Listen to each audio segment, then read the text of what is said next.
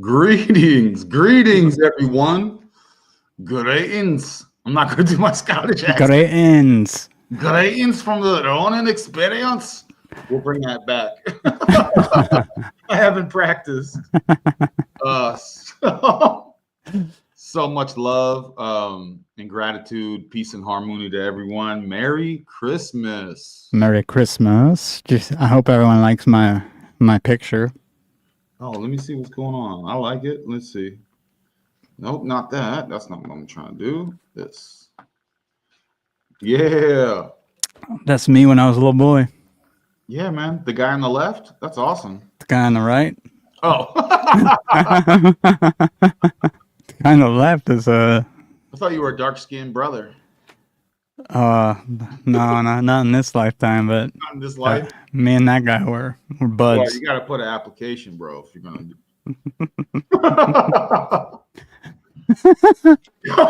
If we're gonna get into that, trust me, I got a little bit of everything, and everyone's gonna get it. We are the shout out to Merry Christmas and shout out to all the griftness slayers. Shout out Cookies. Shout out. What do you want to shout out, Chris? Santa, Black Santa, White Santa.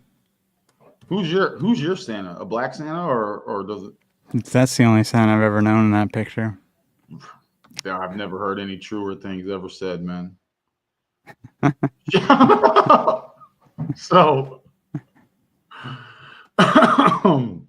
guys, I wrote a little intro.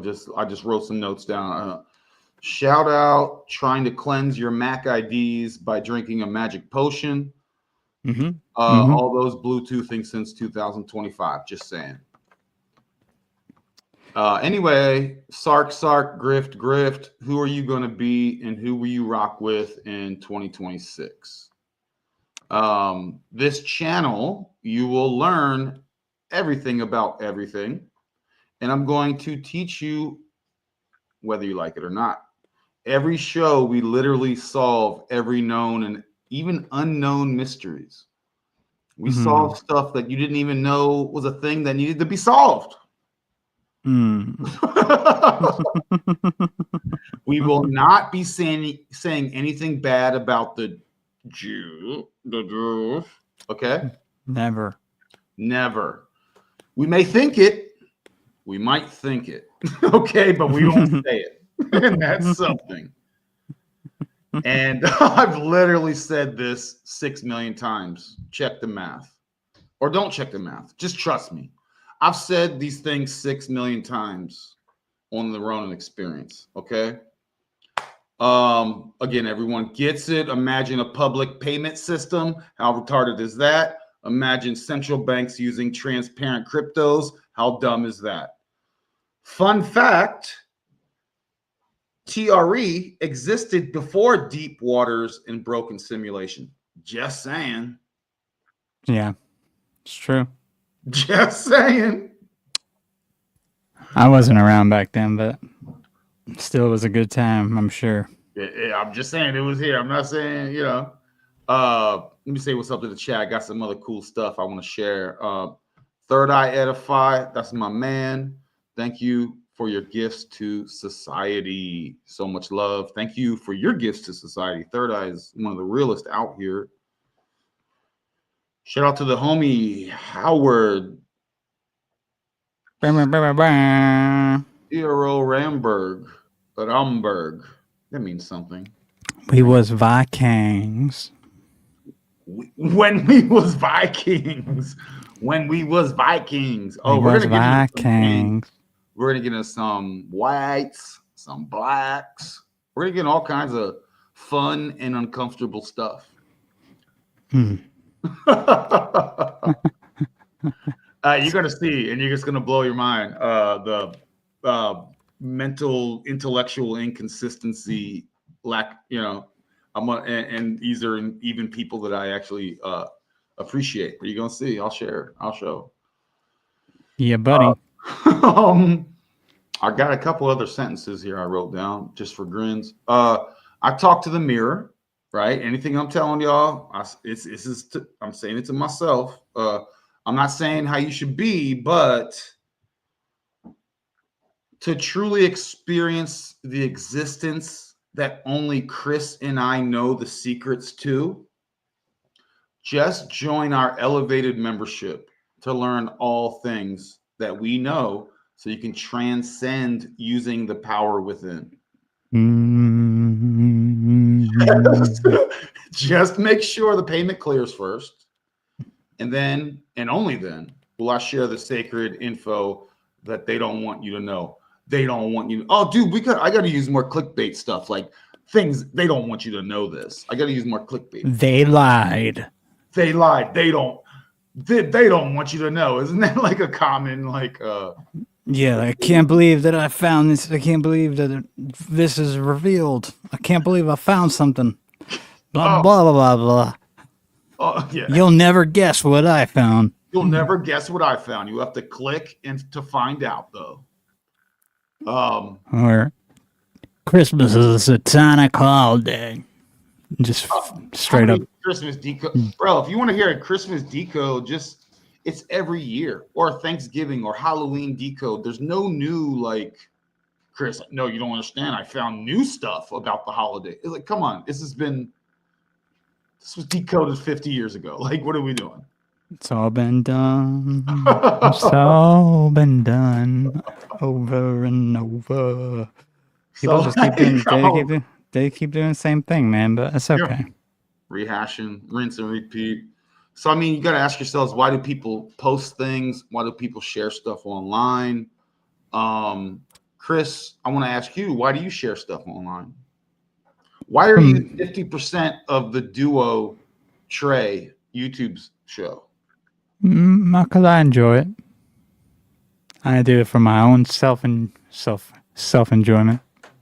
Okay. Well, and if I could help someone along the way with something that I say, that's great. But I enjoy it. I enjoy the conversation. Sweet. Well, I think it's key, you know. Got to enjoy what you're doing. Yeah. Well, let me show like what you've kind of what it takes to be on TRE. Okay, and the things that it's a blessing and a curse. So let me play a video from Chris on. Let's go. Oh man, we're doing so hilarious. I was at fucking Starbucks getting my second coffee today. Yeah, and the guy goes like this. I can't even say it without laughing. He goes like this. Come on, dude. He says, "It's gonna make me so what's your name?" This is audio. Chris, I'm like, Chris, all right, hold on, Chris. You're gonna do it. All right, you're gonna do a joke here, Chris. What? You are not a household name, so don't act like the fucking guy at Starbucks. No, Definitely knows who you are. Funny. He was. I mean. Oh my god! Dude, I laughed. So obnoxious. I laughed, and he played it good. He was like, "What?" And I go like this. I looked at him and I go like this. Chris. Now preachers reading empty churches. I was gonna play your song. So that's what we sacrifice here. Could you imagine being on the Ronin experience and ordering a coffee and they go, "What's your name?" I couldn't at this point. One thing I've noticed is my name pops up a lot with in serial killer or I guess murder true crime documentaries. I don't know if that means anything. It's like sometimes me and Maggie when we're laying in bed, we'll put on like one of these silly true crime shows to fall asleep to. Sure. And it's always like the murderer Chris something. Dude, the murderer's name was Chris. Literally, like almost every time. Trying to throw shade on the Chris. Chris's are powerful. Name a Chris, y'all, that y'all didn't like. Name one. Ever. I mean, they're just hating. They're just hating on the power, And that's all they can do is they can only do it indirectly. They can't, So I mean, all Chris's are powerful out here. Yeah. So much love to Kelly Boyles. Thanks for joining us. Howdy doody, y'all. Yes, to connect. We're all just trying to, who's not just trying to connect? You guys should definitely stick around. I have so much cool stuff to share. Yeah. It's going to involve all things. Just give us time. In the meantime, thanks for taking the time to spend and hang out with us. Happy Christmas Eve. Yeah, dude. I gotta after this, I need to do some I have to what do you call it? Gift wrap some stuff real fast after this. You really last minute and Really? last minute the gifts. Yeah, that's wild, man. But let me just share this. This is the homie, Mr. Mystic Anon. This is one of my main homies right here. And you know, we talk, and I mentioned this before, but he was on a video with this lovely young lady from Bulgaria, and they're charting charts, astrological charts below, as above, so below. So I'll share the link, and I just want to show him love, and because he's been an amazing person in my life, yo, one of my friends. So what's up? Check it out. I just play it for like a second just to get a sample. There's a lot of value in real privacy. But that's a whole nother topic. And really, truly, I'm not even going to go really deep into that yet. Maybe we can get into that another time. But that, yeah, that's, and to me, long-term privacy will be king, because once people recognize that they have no financial privacy, yeah, it's going to be very, very in high demand. Because let's face it.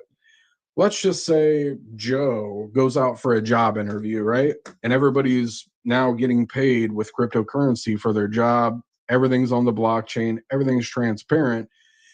And Joe goes to the job interview and says, oh, yeah, my last job, I was making this, right?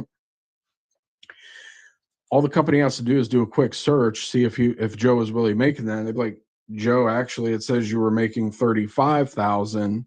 You said you were making $60,000. We'll pay you 40, but we're not going to pay you 60 like you're requesting. Yeah. You see? Oh yeah. So there's so many ways. So the homie Mr. Ganon, Life Path of an 11 has been nailing it. And for those that are into, how do I stop? For those that are, you know, you're aware of what's coming, and you go, I'm gonna buy the rail system to the new XRP or whatever. It's like XRP, by the way, has been David Schwartz has been talking about rewriting the code to run on a different code. Ada Cardano came out with their privacy coin last week called Midnight. The reason is these cryptos, you have to have privacy. Do you really think a central bank?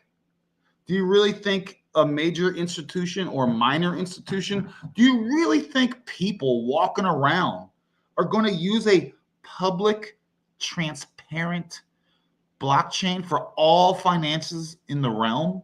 Does that ever make sense to anyone? So no, Ada, you were unable to add privacy, so they had to make a new chain. XRP is talking about rewriting, literally their words, rewriting the XRPL. Bitcoin is from 2009. Imagine using a Windows OS from 2009. Imagine dealing anything with financial stuff and it being public and open, and how retarded that is, folks. So, yeah. What have I been preaching this whole time? Why is everyone getting wrecked? And why is privacy, whether it's Xano, you know, you name it, right? Been crushing. You know, yeah, so, buddy, and all other things have been wrecked because Venmo's more private than crypto. You know what I mean? Like PayPal is more private than crypto. You want to use a public dumbass. So be careful who y'all listen to, Because you know who I listen to is myself and the homie Dustin, and we've been able to protect ridiculous amounts of money early. So be careful to who y'all out here listening to, yo. Now I only listen to that guy in my photo with me. Yeah, man. Shout out Black Santa, man, and the other dude. Hope he's doing well. So for all y'all invested in public, transparent, retarded blockchains and all the narratives and all the lizards telling y'all we're building the rail system. Really, you're building a public, transparent rail system? For realsies? Where are they doing that at? Out here? Went to a show and said it was fucking hilarious. Oh. Y'all investing your life savings into y'all been listening to the wrong cats. Now, let me tell you who y'all might be listening to. Give this a moment. And we're not gonna, this isn't a crypto show, you know, I'm just talking about what's coming your way. Ignore it or not at your own peril. But let's see what's up with this guy. Have you noticed that the Republicans and the Democrats can't agree on nothing? Except when it comes to Israel, and Netanyahu can come over here, you see the leader of the Republican, the leader of the Democrat standing together with Netanyahu. Is that a strange picture? That you can't agree on the welfare of the American people, but you can agree on what is in the best interest of Israel? Talk back to me. Oops. It's intense. Got some intensity there. Oops. Yeah. Shout out to the 5. I think we have 5 watchers, man. Or watchers, not watchers, but you know what I mean. Hopefully, I hope the watchers are watching. You hope they're watching. You hope they are. They should be. So they know what they're dealing with, you know? Yeah. We're coming. They're coming. So I got a bunch of cool vids. Dude, here's something. Switch gears. We're gonna constantly switch gears. And again, if you got name of the game. What's that? It's the name of the game. Audibles, pivots, pitch and roll. Step up to the line, making audibles. But if you guys want to really inspire us and help us motivate us for bringing you all the dopest dope you've ever smoked, I mean, share stuff and like a comment. I don't care about that, the numbers, what it is like. Share, like. Now, if it's streaming on my page, I actually can get super chats, and I'll send it over to Ronin. We'll split them nicely. Bro, how do you get super chats, dude? Because I hit a number. I hit a follower number because of that Daniel Gillis podcast. He pushed me over. How many people are on your channel? Only like a little over 500, I think. But I had the hours. The hours is what matters. Oh gosh. Yeah. See what I'm saying, yo? There's always something. I'm sure they'll take it away soon. Well, I mean, that's beautiful for you, but you see why, like, I've put way less effort into this nowadays. Like, I put so much less effort. Thing is, I used to have it on my band page, and then they took that away because of I have no idea if something like hours weren't enough, or again, like, because you have to have like 4,000 hours, I think, a year or a month or every couple months. It's a lot of hours. Bro, I get sympathy likes and sympathy views. People come in, you go, hey man, I appreciate you. See you. Hit the like and go bye, and they're in and out in 5 minutes. Yeah, and they're just, I appreciate it, but they're not. I guess people aren't really into, and that's the market. I mean, who am I to complain? That's the market value. I have a market value. It's not that great, and I don't care. It's all right. We're gonna raise it. We're gonna raise it up. 2026. It's gonna be every a good hour year. you watch. I'll pay you $1 in pirate chain. Everyone. Well, I go how fast? I won't even go. I can do that because it's gonna cost me like $10. It's not even gonna be. I paid people to watch my channel, like for real. Like I've given people money. Watch my shit. Give me a chance, G. Dude, that's dedication. That's true dedication.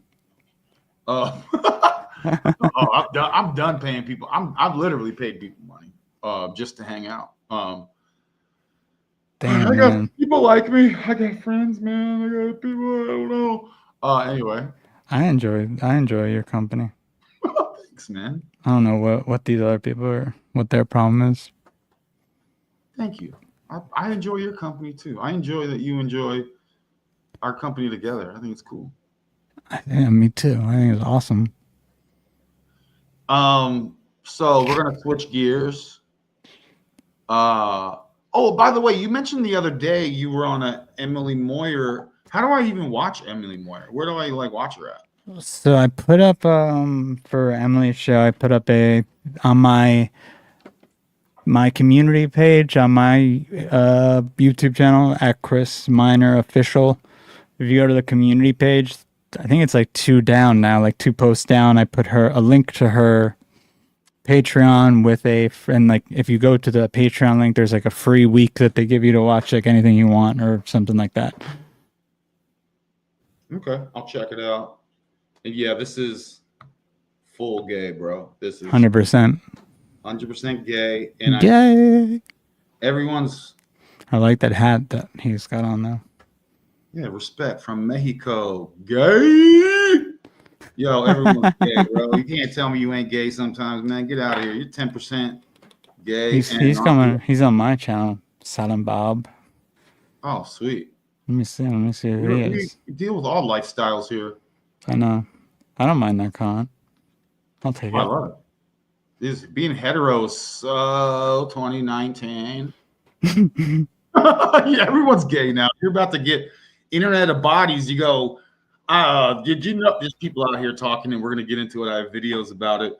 Implantable. They're going to have implants in your body. They don't need implants in your body, dum-dums.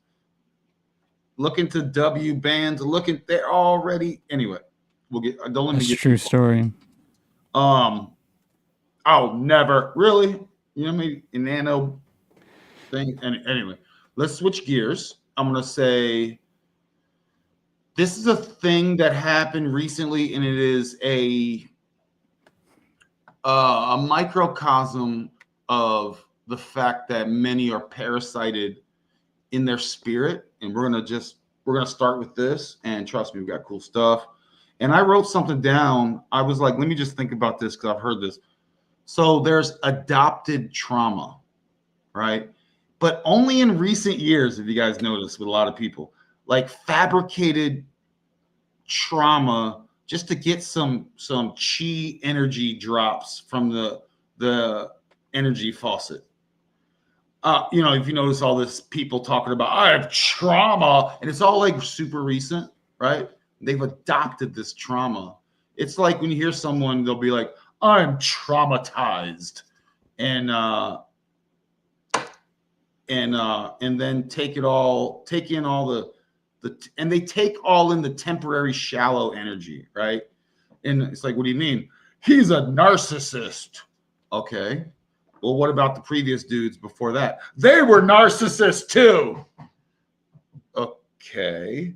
So everyone you've ever dealt with is or was a narcissist. You see and are able to you're able to see and identify energy with your intuition to reveal narcissists too, right? Yes, I know a narcissist. When I see one of them, I can read people's energy. And yet every relationship and adult experience failed due to the men you got involved with were narcissists. Yes, I'm a victim. But what happened to your ability to identify the energy of others and identify narcissists? It seems there's definitely a so-called narcissist in all of these equations and interactions. That's for sure. Anyway. Make it make sense. And we got to put clickbaits on, like make it make sense kind of stuff. I've heard a lot of people say that on the internet too. Gays had no fathers. Excuse me, sir, I had 2 fathers. Wasn't that from the other day? We played a clip the other day. Oh man, I can't even remember. Well, it was like I remember because it was like 90s bullying. Oh yeah. I banged your mom last night, and she's like, I don't have a mom. I don't have a mom. I have 2 fathers. And anyway, let's give this a minute and see what's going on here. Give it like 45 seconds to a minute. And, Is that Nancy Pelosi right there? yes. I thought so. Yes. And we're gonna get into guides and who are your guides from? Are they imposters? Let's go. But I'm fast forwarding. Wow. Pain when sleeping or exercising, constantly getting chased in her dreams. I know she already feel that. Yes, the mimic parasites, not them. The mimic ones, they chase you in your dreams. And if you can't become aware and you can't do, like, I can't say it to them because they hate when I'm talking about that shit. Because acknowledging it gives people power. But some of the people y'all see in y'all dreams, they are mimics. They're not your loved ones. That's why when you conversating with them, it's like they fucking retarded because they parasites. They mimicking your loved ones, your friends, all type of shit. They get these ones open the doorway. These ones. After this video, y'all watch the frequency drinker video, okay? The drinkers, so y'all can know about all this. But this is gonna start making her, it's gonna start turning against her, giving her all type of negative thoughts, and then her body gonna break down. If she get locked up and she lied about this shit, she go to jail, this is what's gonna happen to her body. So what do you think about some of the snippets of that? Mimics, imposter entity guides, you know. What do you think about that? That's a lot of information in one clip he's thrown out. Yeah. But and I was also responding to some of the chat while that was going on. Rehash it a little one more time for me.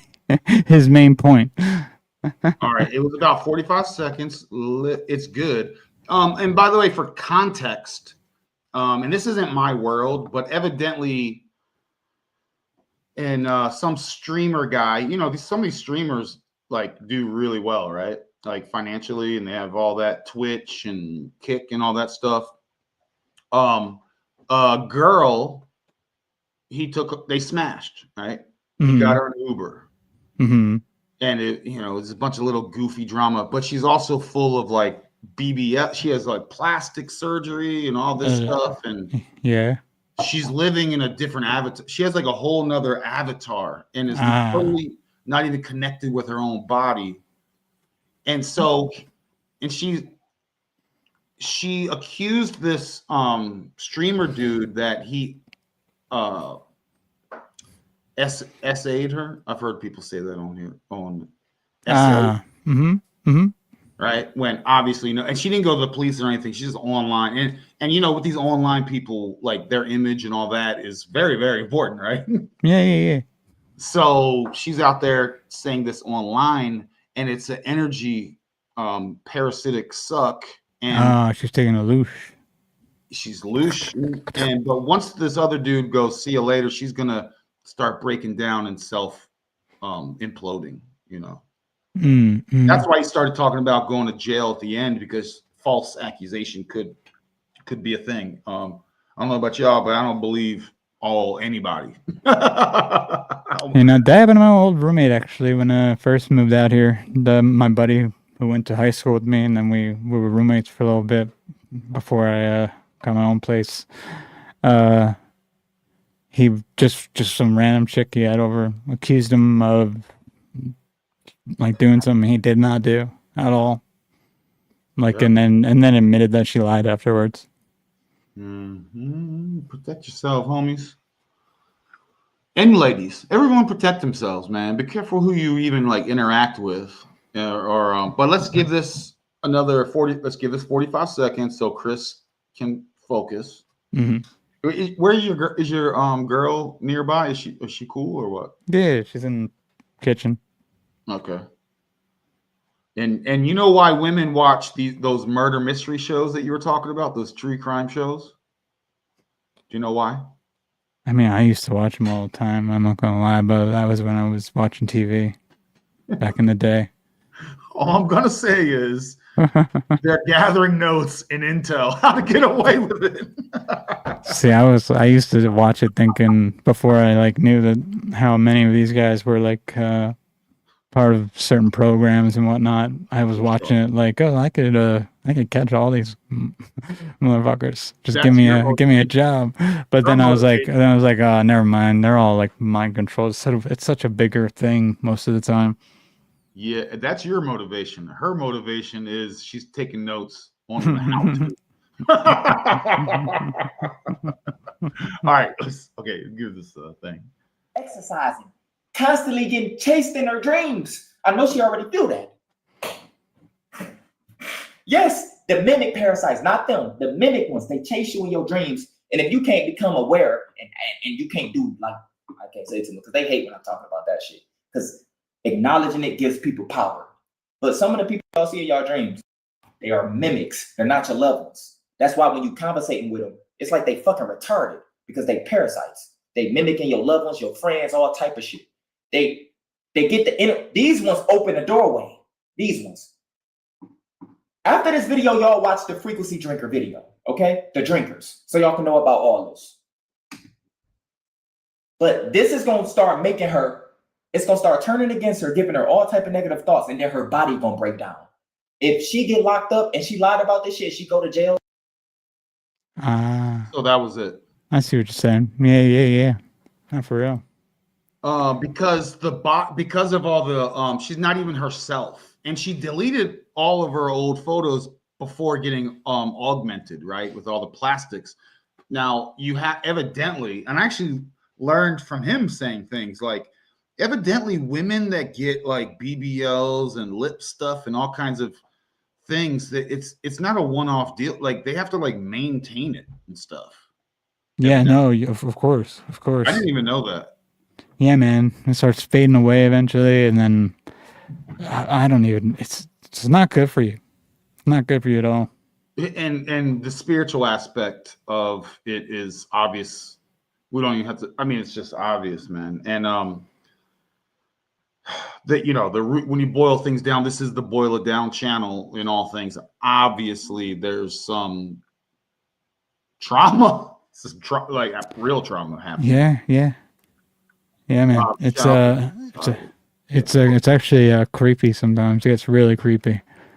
Yeah, man. I've seen some girls destroy themselves with that stuff. Yeah. For no reason, too. Oh, like pretty natural. Mm-hmm. I've always said, it's funny, I say this a lot, Chris, where I'm like, I always say this on the Ronin experience, but I do say like, there's about 20 things that I have that I always have said since I started. And one is the issue in a lot of cases is the disconnect from nature. Yeah. So the living in natural and all that. And shout out to Silas. Yeah, Silas. Merry Christmas. Merry Christmas. Merry Christmas, dude. Merry. I don't even know what my accent is right now. Silas speaks. Check him out. He's a real one, folks. He does a lot. I'm trying to think. He was gonna join, but he's tired. He hasn't been feeling great. I know it's like 2 a.m. out there. I think 3 a.m. Oh yeah, kick back and just enjoy. Hopefully you're vibing with us. I got plenty of vids, bro. You want to play another cool vid? Yeah, man. I thought that's what we were doing. I thought you were pumping them out. I'm pumping them out, but are we burning through them too fast? I got you're good. 80 more clips to go through, and they're all up and down. You're good. Right. You're good. You're on a good pace. Speaking of plastic surgery and getting all augmented, look at our boy. I love this hair. He looks great. He looks amazing. He had showed, I think, yesterday. That was a fun show. He's looking great. I love that he had. I think he needs to come on and hang with us. Oh yeah, he is. There's a lot of things we'll disagree on. He has certain things, but it's okay. Ideas. I'm not talking about his personality. I love his personality. I'm talking about his belief, what he thinks Well, I know you. I already know you and him have some differences. I'm like in the middle on everything, probably that you guys disagree about. Where Yeah. I'm open to things being multiple. We have multiple things. differences in some in some fundamentals, but that's okay. Yeah, it's not. It doesn't affect what's actually going on, really. I think much. You know, for me though, Chris, there's a couple litmus tests, right? Or I don't know. I don't even like. I just heard him on his last show, so saying he wanted to have the the hidden America. But dude, you were gonna have on. Nah. He just mentioned him on his last show. Yeah. He wants to try to get him on his show. He was saying. So. No way, dude. I swear to God. I was like, oh no way. Are we trying to date the same person, guest wise, not non-sensually wise? Well, you know what might have got his attention, I think, because that guy just did a video on Andrew Tate, like the rise and fall of Andrew Tate or something like that, like an occult breakdown. Oh. So I'm sure it showed up. It was probably showed up more so on Kurt's feed once he did that. Are you a top G? Are you top G or what? I mean, I created the class and then I left. You created the top G university. What was it called? Something multi-million-dollar university or something university. Didn't he just lose a boxing fight, which was pretty embarrassing? It's embarrassing, man. That's embarrassing. I mean, but okay. Take your emotions. I don't like him. Oh, he's relax. I don't really mind. I don't mind him. He's whatever. His dad's CIA. When I hear him speak, don't get me wrong. We're gonna lose all the chicks right now. When I just hear him speak, he's funny. He's funny, and it's hard for me to disagree with much that he talks about. But you know, his dad definitely was CIA. Yes, and he's definitely some sort of asset for someone. But he's still funny. Yeah. Guess what? Let Kurt have the feds. Kurt, you can have all the ops you want. This is a non-op. Ooh, Silent Bob says Hidden America is Fed coded. Have all the ops you want. We don't want any ops or feds here, and we will suss you out mad quick. I mean, but as Kurt always says, he doesn't care either way because, I mean, as probably we don't really either. We just take the information and then you were able to, you know, via pattern recognition and whatnot, find whose stories match whoever else's stories, even who's telling little truths here and there, and you wind up getting little pieces from everyone to put the puzzle together.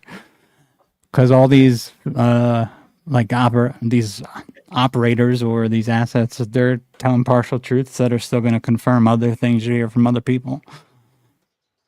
You just got to have a trained ear. And the thing is, you can't come here when you're dealing with top G's like us, professors of something university. What the fudge was his thing? Something university. I thought it was just top, or no, he had like something else too. Yeah, there were like a bunch of different subsidiary names. I think he made. See, so, like I don't. Oh yeah, but you know when you're dealing with professors of the Ronin University, very prestigious degree. I think Metzger, like Sam Tripoli, he knows all this stuff, right? He goes along to get. I don't want to say that. He likes to keep friends, and it's like you could go real fast with not having friends if you stick to your guns on every topic. Oh yeah, and especially in their world. Yeah, in their world and where you live in LA, you know. Yeah, that's why I don't have any people out here. That's why you got no one's calling you. No callbacks, bro. Not since Jabbies. You got to get this hairstyle. If you want to get, you got to get. Well, I don't want you to go. I don't want you to. That's why I make my own stuff now. I got my own gear, do my own thing. Well, I don't think Metzger's like an agent. I think he's just in a certain place in his journey. Yeah. I think so too. Talk like that? I agree. I had 2 gay dads, so I can say in his journey, in his energy, that's where he's at. I mean, he's one of the most honest ones out of all of them. Yeah, but my only issue is with him, and I'm going to use him as a I'm not even going to talk about him, but use him as like just in an analogy. Is he's confident in his ignorance, and I'm not even saying that from like I know everything. There's some things he doesn't know that he doesn't know, which is fine. That's all of us, really, truly. But he's confident in it, and that's my problem. What do you mean? What do you mean? I'm kind of. I've heard him say a few things, and he's very confident in saying no, that's dumb, and this is how it is. Oh, okay. I've actually heard him say, but then again, I've heard him say he doesn't know anything at all. So I'm sure he gets on like probably ups and downs with that sort of stuff, depending on who he's talking to. See, we can do things like there's a bit of jujitsu feng shui verbally with that kind of thing. I can say I'm just joking, right? That's a bit of a cop out in a way. Yeah. Right. And I like Kurt. I'm not even trying to speak bad about him. That's not even what I'm doing here. I like him. I love the problem is he's also like 7 foot tall. Is he a giant? He's a giant, dude. Damn. He's like 6. He's got Nephilim blood. And he rocks with Mark Steves, which my family thinks I'm crazy, which I showed you. I was on that show. Yeah. So he had Nathaniel on too the other day. Oh, nice. Well, Mark Steves, you're welcome for having me on your show. I asked him, my family thinks I'm crazy, to come on the Ronin Experience like a year or 2 ago. And he wanted like money or something. What do you think this is? I'm like, bro, don't close the door behind you. Do a little charity work for the Ronin Experience. Yeah, what does he think this is? And he don't even know the energy involved. Yeah. Does he think this is higher side chats or confessionals or something like that? It's probably not worth his time. He's probably like, you guys got, you're just a little whatever. And I'm just like, do you even know how powerful that we are here? I mean, freaking Silent Bob is here, and he's here for the fun stories alone. That alone. Yeah. Yeah. I don't know. I see, Didn't I show you guys the Chris Minor vid when we started? Yeah, we don't need to see it again, but. And he thinks he's doing us favors. But he's also a part of he's a very proud member of a particular group, like a specific group that wears. Which one? My family thinks I'm crazy guy? Yeah.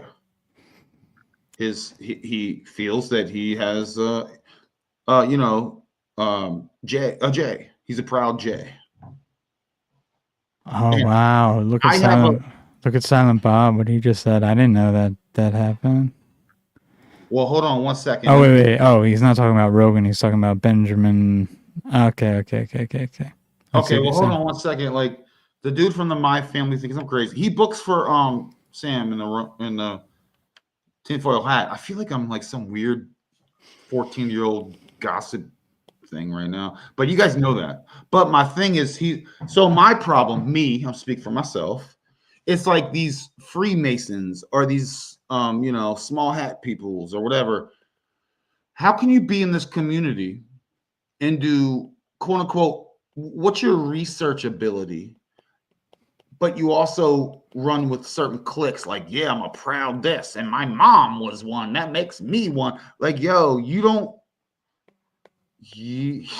oh my gosh. You really think you're a chosen person? Like, what are we talking about? Anyway, I could go on. And what I told you in the beginning, I've said this stuff 6 million times. Check the math. Don't worry about the math. Don't worry about the how many cookies you can bake with only a couple ovens in a certain amount of time. Don't worry about that. Okay. All I'm saying is I'm not going to talk about the Jays tonight. All right, folks? Let me see what Silent Bob is saying. I just had to get that thought out, Chris. Yeah, he's talking about Owen Benjamin. Yeah, I thought at first he was talking about Rogan himself, which would have surprised me a little. Okay, so if you know some Owen Benjamin lore, Kurt was on his latest Rogan episode, and Owen said he was methed out. I mean, he has that personality. Oh, wait. Oh, so now I'm going backwards. I thought he was saying Kurt was saying that about Owen, but Owen was saying that about Kurt. Man, who knows? I doubt it. Maybe Adderall, maybe. He has a methed out personality where you don't know if he's methed out or he's just being wacky. I gotta remember who Owen Benjamin is too, because my mind is not. You don't know Owen? I know who he is. I just think he's not someone who I follow at all like that. But hold on, let me just look at his face really quick. Oh man, you got to donate all your property to the Beartaria, brother. Oh yeah. I remember him. I remember Owen. You to sign over all of your worldly possessions if you wish to transcend. It'll lighten up your load. He's probably all right. Doesn't Owen didn't he have some issues too though in the past? That's why I'm like. He's Hollywood. I don't know. I'm sure.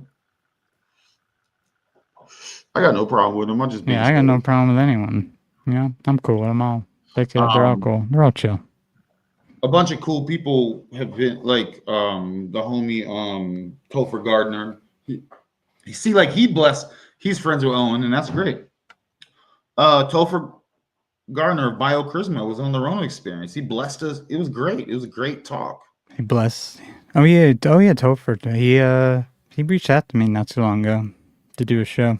Yeah, he's cool. He nice came guy. on the Ronin experience. Like he probably didn't gain much from it at all. I used to really push like let's raid. Like if you come on here, everyone, let's rate, let's show love. And go on theirs and give them our 15 subs or whatever, you know what I mean? Get that Ronin bump that everyone talks about in the streets.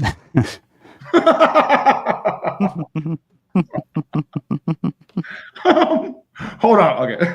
Let me play this. I can't even remember why I queued this up. Benjamin Balderson is in the chat. Oh, oh, bro! I told what's you. What's up, Ben? Yeah, what's up, Ben? Ben, if you want to join in let us know. I'll send you a link. Yeah. Okay, let's see what's going on. Let's see what is going on here. Benjamin, that's the question I've been trying to answer. I've been trying to answer that. What are we doing here? I don't have no idea. Silent Bob says, and whoever figures it out, let me know. I would love to know. Kurt S talked him, so he went after him. Okay.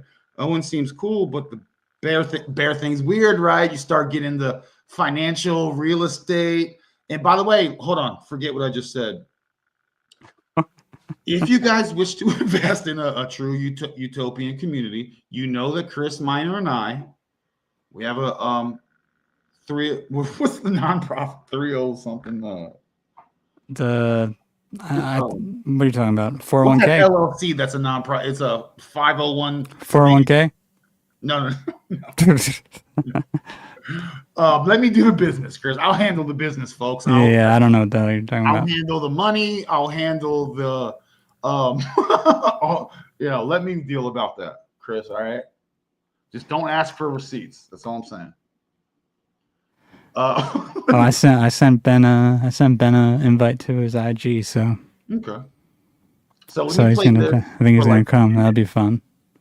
Yeah. Let me play this for a minute, and maybe I'll remember why I started it here. So let's go. Gratitude. You learn this. Like, what is the story of who hurt him? Because to make the 48 laws of power, guess what? You have to live. You got to live a life. Well, I mean, it's just kind of Machiavelli. Listen to law number 7. This seems kind of evil. Get others to do the work for you, but always take the credit. He was a Hollywood story developer. Did you hear this one? What? Oh, by the way, and you know I take credit all the time for what other stuff do, and I say that they took it from us. Obviously, the Ronin experience was here before Deep Waters and Broken Sim. Just saying. Number 7, get others to do the work for you, but always take the credit. Oh my God. Conceal your intentions. Too late. So Chance and Marty Lee, dude, this is such like I love. Am I bad for enjoying a little giddy gossip? Like I don't usually don't. I don't even know what's going on. I don't even know who half these people are. Dude, I'm a stoic Ronin that is above all of this. But still, okay. So Chance and Marty leads are bears, but isn't because Owen was divisive overall. So like, shoot it. So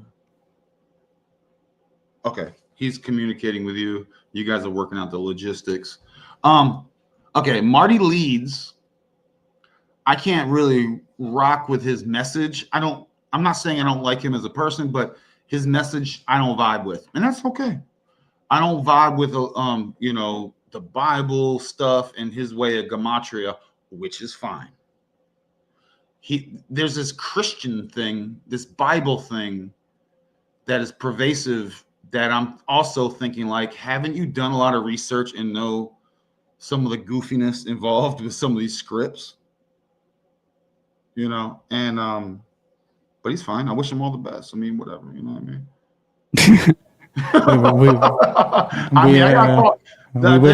We wish them well. We wish them well.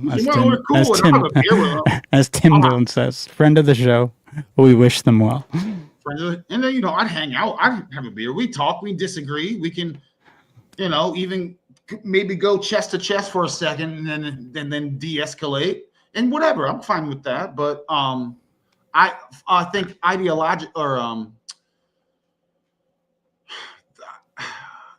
the way there's some fundamental pillars mentally that I just disagree with, and when you have the axiom, when we don't agree on an axiom, it's hard for me to discuss 58 layers above when it's once if you do land nav, and I'm gonna Benjamin's here. When you do land nav and you just F up just a little bit on your land nav, every mile, I forget the math because I'm certified in land nav, by the way, folks.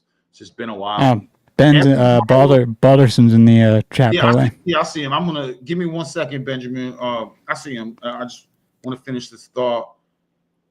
In land nav, and every mile you're off exponentially is like an incredible amount. So I look at that as the axiom of some of like fundamental things. I'm cool with disagreeing, but if the pillars are off, it's hard for me to. Why are we talking about things where I'm like, I don't even think like it's like me trying to discuss space. I'm like, I think space is like water, cymatics and sound and all that. I don't think you can fly there. It's lights, it's luminaries, blah, blah, blah. So how am I going to sit and discuss a rat-filled ISS, bubble thing? So I just only use that as an example. Okay, boom. Guys, we have a fun guest here on the Ronin experience. Massive love and gratitude, guys.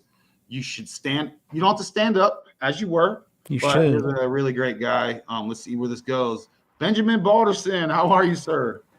Ben, what's going on, brother? We can't hear you. I see a panther in the back. There's a puma in the back. Some bobcat stuff. There's a bobcat in the back, bro. Are you even aware of that?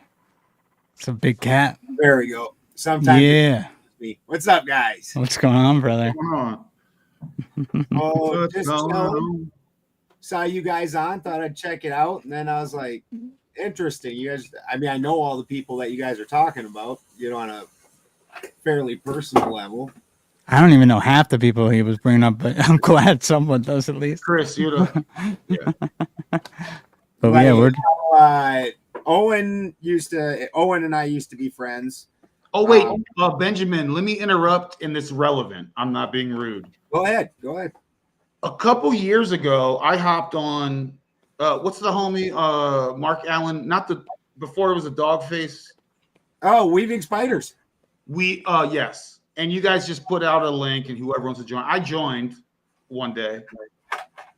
And I didn't know the background of Benjamin. But I mentioned Owen Benjamin. And I don't know why. I think you guys said something and I just mentioned them and I wasn't aware. My intention was not to start. I didn't know that there was friction between you guys at the time. So I don't know if you remember that. That was like one of your shows a while ago. But I remember your name, but I didn't remember the subject that at all. It's not something that, you know, Owen and we talked on the phone quite a bit, pretty much about, you know, almost exclusively about homesteading and stuff like that. I didn't follow him before that. And then when I started doing that, because we were friends, I didn't like what I was seeing. And he started getting real nasty and calling a bunch of people meth users and PDF files. Well, that matches what the one guy, Silent Bob, in the chat was saying about what he was saying about Kurt Metzger on when they went on Rogan together, I guess. Yeah, saying he was using meth. He looked like a meth head or something like that. But I don't think I would highly doubt that Metzger is on meth and working for Jimmy and Dora at the same time. Yeah, no, he's my co-host, Steve Poikinen. Steve is really good friends with Metzger. Yeah. I mean, I know what meth head looks like, and he doesn't look like a meth head to me. See, Chris, what you don't know is a lot of us are in this communities overlapping, where a lot of us are like inbred cousins in this like esoteric community. So to me, Benjamin's like a second cousin because we like kind of know each other from kind of knowing each other from, you know what I mean? Well, you guys been doing this for a long time. It's a small world. Yeah. Yeah. So it's funny. I bet if I don't know, we could probably ask each other to get somebody's number if you don't know their number. But anyway, right. But Benjamin, that's where you went off at. You didn't like those accusations. I got the vibe he wanted to learn homesteading. Yeah. And you guys maybe helped him, and then there wasn't any reciprocal thing happening, or that wasn't the problem. It literally was just that he was not only was he accusing people of this, but then so obviously with as large of a crowd as he has, and he had a giant crowd. And I don't know where he's at now, but it was giant at the time. And with a certain percentage of that, these people are going to be, you know, just shit starters, psychotics, fanatics, those types. And so he knows when he would do shit like this, that these people would get real excited. They would harass the hell out of the people he was talking about. They would do things like call CPS and whatnot. Well, he accused a couple of young families of that we know personally of doing some PDF file stuff and then being on drugs. And we know that that was wrong. Well, like the one family, it was grounded extract. And so this is where it really started. He got mad at Grounded Extracts because Grounded Extracts was said something about the magazine, about the editors of the magazine, that he was unhappy about something with them. No big deal. Well, Owen got mad about it and said he'd never met the guy and he was just using the bears and he'd never talked about his stuff and all this other nonsense. I had actually seen him talk about Grounded Extracts. I believe it was the Best Earth blend. And he was taking it every day and he was having him send it to him and whatnot. And well, then when he gets mad at him, he just completely acts like there was none of his, didn't ever use his products. He was a piece of crap, a lowlife. And then he said that there was PDF file pictures with his kids. Well, then it turns out that he goes, oh, well, the kids had clothes on, but there was alcohol. Oh, then it turns out that it was just a family having supper at a sports bar. And that's what the picture was. And I'm like, and then when you get your psychos harassing these poor people and this was a very young family. And it really pissed me off. And then when I was a kid, there were beers around. all the time. Yes. Yeah, that's you can't be. That's not a big deal at all. I don't know what. That's weird. Benjamin, I grew up with a pool table in my basement, bro. I'll put it that way. I literally grew up in a bar and restaurant. My grandma owned it. We slept in the back. Like, you know, it's the whole thing is just ridiculous. And so he started saying shit about Jim Bob, and doing the same thing and attacking Jim Bob's wife. And I saw all this, and I'm like, because the thing is when I started doing all this, I didn't even think that I was ever going to have anything or be anybody or anything like that. I was just, you know, talking about stuff I was interested in. That's all it was. Well, you have valuable info for people, valuable practical info. Mm-hmm. I appreciate that. But we you all know, want to be teachers. You know, I didn't really think it was going to do anything. No, I didn't really care about it. I got my farming thing and my lab stuff, and that's my real world stuff. This was just my fun. So it's like, if I'm going to be friends with you, I expect a certain standard. And it doesn't mean that all my friends have to be just like me. They don't at all. But you also can't be a piece of shit. And a piece of shit tries to get young families in trouble and makes accusations against them that they didn't do, tries to, you know, tear their families up, things like that, talk shit about people's wives. And so I was like, dude, I don't know who you've been hanging out with before this, bro, but if you and I are going to continue to be friends, you don't do this. Like, that's not my friends. You can either do this or be my friend. And I understand that that's not got a lot of weight behind it. Nobody, you know, not a lot of people in the world know who Benjamin Balderson is, and fucking millions upon millions of people know who Owen Benjamin is. Whatever. Don't give a fuck. I still not going to hang out with you if you're going to act like that. Like, none of that matters to me, dude. If you act like a shitbag, I'm not friends with you. And I made a video about it and just laid it out flat and simple and said, you can either stop doing this or you can fuck off. And I've never talked to him again since, because he still does that nonsense. And then you look at all the other things that he's done to people in between. In the meantime, I don't harbor any great anger at him or anything like that. He never did anything to me. That's an honest truth. Well, he did make a shit talk video afterwards, but after I lit him up, it was fair. And I didn't keep engaging like everybody else did, because I didn't have any interest. My interest was, you stop acting like this. Well, let me chime in real fast, my friend. Right. Absolutely. Two things. By the way, Chris, this is exactly what happened when I went on the Weaving Spiders, except Benjamin was way more fired up. But so I'm not trying to live deja vu. Well, but also, what do you think? My second thing is, Benjamin and Chris, like I was kind of alluding to this earlier, and Chris knows I allude to this,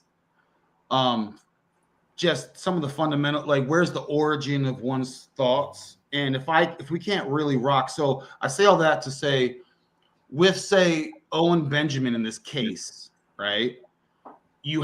There's some fundamental behavioral characteristics, you can call it insert honor or whatever verbiage you want to use, integrity of some kind,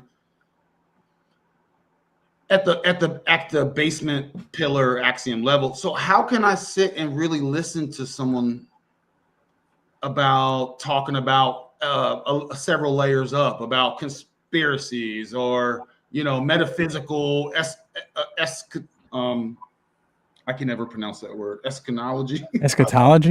Yes, you know, and all these things. I can't. It's hard for me when the fundamentals are off. If our fundamentals are legit, I'll disagree with you all day. But if our fundamentals aren't legit, I don't even want to have the conversation to begin with. So, what do you think about that, Chris? And I mean, I agree with that. Yeah, of course, of course. Yeah, I agree 100%. There's some dogma.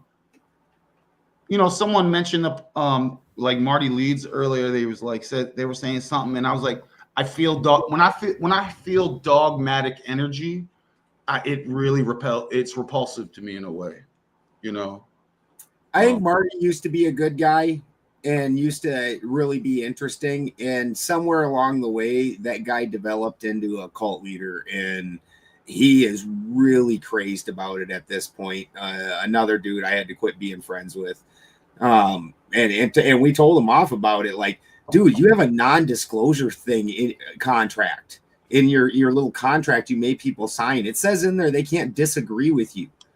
Like, What? yeah, go look up his thing to join the Gnostic Academy. It says right in the contract you cannot disagree with him.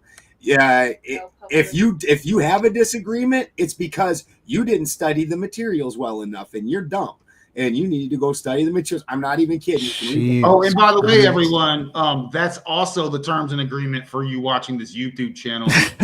You're not legally permitted to disagree with anything that we say here. All right, now we got the business out of the way. Right. And it straight up says you can't talk about information from the school with other people. All this, which is just straight up a non-disclosure agreement. I'm like, holy fuck, Marty, where did you go wrong, bro? Yeah, that's weird. Like, and then he got messed up. If you look like 2 months ago, maybe 3 months ago, it could have been more. I'm bad with time.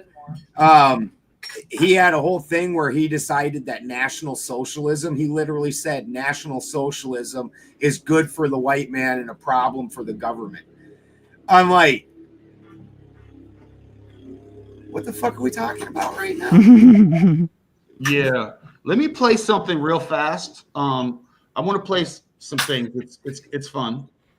I was going to talk about internet privacy stuff and how hardcore it is, but give me 1 second. 1 second, guys. All right. Here's an example of someone that I respect currently. I don't even know if I'm having mental parkour, gymnastics, acrobatics or not. It's oddly that this person has taught me a lot, but he goes on. He mentions white and how it's all evil and shit and creatures and demon. Don't let me just gloss over the words. If you guys can see, read for yourself. I'm not trying to. There's a reason. Let me go ahead and get it a little bigger. I'm not that young. Oh, gosh. How do I get? Let me see. I just had to blow it up to full screen. I couldn't see it at the. Okay, yeah. So I mean, the essential thing. Yeah, the essential thing is like white is like soulless, right? Without a soul, essentially. The etymology of this? How they've turned Germanic, Old Saxon, they've made it into a demon. That's not right. Yeah, but I've talked about this before, Benjamin, where these are colors at your Home Depot paint palette. These are the word, and I'm gonna give them the black, right? I'm gonna give the black real fast. These are characteristics of a being, right? It's not a color in reference to a people's. It's just not. And he was going off of this guy. Oh shoot! I hate that I can't. Chris, how do I not just click between? God damn. Oh wait. You need tech support, man. All right, here we go. No Don't sound. look at me. But okay. Marcus. So he's talking about Marcus, white, which is fine. But let's have some intellectual integrity. He's on. It's called Etymon Online, right? Etymology, Etymol Online, right? I've been on this site. Black. And I'll try and bring this up. Same website. I went to the same website right before the show. Okay. Black. Okay. What does it mean? Pale. Please scroll back up just a little bit, please. I just got into the Proto-Germanic. What is going on here? Since when? Well, guys, everyone. This is discernment. I have a point to make on why I'm showing this. What? When was this edited last? This is new. Know that you're looking at hijack. You're looking at it's like looking at Cheatopedia, Fakeopedia, lies. But I'm just doing this I have a reason. There's a string of here, right? I'll scroll down, right? Blah blah blah blah. Wicked, right? Without light, moral, and spiritual, right? So this is what black means, okay? So I only bring that up because if you're going to bring up the white and talk about them being soulless, then you got to bring up this and as well as black dictionary from the 1800s, where it says black is dead, lifeless. So my only thing is, if you want to promote one thing, look at whites. Whites are they're soulless. Then also go to your same exact website and type in black. If you're gonna play, fundamental. Who was playing this game? Someone that I really like, and it kind of hurts my heart. Because he's introduced me to a ton of 432 Drop Radio. And this is one of those things where it's like, man, I don't even not like the dude, but he's cherry picking things to push one's bias. And I can't stand looking at data and implementing your own bias based on whatever. This is super interesting because they make both of them bad. Yes. And then in both instances, it's very much a twisting. Yes, exactly. They're both wrong. Yes, yeah, you're right. Yeah. So like right now, actually being Yule, this is the perfect time. The entire reason that you decorated Christmas trees and whatnot was for the land whites. That was specifically for the land whites. You were celebrating with them. They were creatures that were of the land. So more of a root type creature like a fairy or something like that, a more rooty thing than a god. And so that's something that lived with the land, and specifically they lived in the trees, and they lived in the evergreen trees because evergreen trees kept their foliage all year long. And then also they took the old Germanic for the black also. So but that whole trope that they put in there is not in. Obviously old Germanic is my personal culture. And we have Elfheim and Svartalfheim. So the Svart was absolutely agreed with that meant dark or black. But there's not a differentiation. There's not like an evil side or a good side. Yeah. Just the light elves and the dark elves. That's it. There's not that connotation to it. Well, let me jump. You just inspired two ideas. I have to say it because I'm not taking notes. One is I've broken down how Pele, the Pele goose, even the name Caspian Sea, the Pia in French, and some old French it means pale. Now, pale, this is the Caspian Sea, doesn't mean it means pale, which means like really a jerk off mother effer who sucks. Right, I'll just put it that way. Despite what you look like us, you want to talk about soulless or dead or whatever. When you say someone's pale, it's a characteristic of the person. And I'm going to keep going. The Black Sea, which is right next to the Caspian, that's the translate that. That's Kara. Kara means black. Kara Denez. Denez means river. So then I go call, and I talk about this a lot, Benjamin. People that have been here are like. You say this all the time. Kara, you have the call, the call. My Asians, bad, I'm back. The call Asians, it's not a skin color. It actually means literally etymology, black. Caucasian literally means black. The Caucasians from the Caucasus Mountains. Yes, but the linguistically, and I can demonstrate how I got here. The call actually means black. Kara Denez, the Black Sea. Look it up. Caspian, Pia, Pale. So these people came into Africa. I'm about to blow y'all's minds if you haven't heard this before. Came in from that region into Africa. They were dark-skinned people. They were these are remnants of Genghis Khan, right? The Mama Africa story. The Pan-African, where everything comes from Africa, is when you look at the data, I'm sorry, I got to be blunt, is ridiculous. It's hot garbage. It's hot garbage. That's propaganda pushed. It actually derives from Gottfried Higgins. He wrote a book called Anacalypsis. Dumb name, right? And the book was actually so garbage that no other occultists wanted anything to do with them. He made 400 copies. They sat and literally rotted. His grandson or great grandson or something found them, and then had them reprinted in an era where reprinting was much cheaper. Madame Blavatsky got a hold of it and thought he was brilliant, even though I call him the Dr. Seuss occultist. Everything of his is based on the same.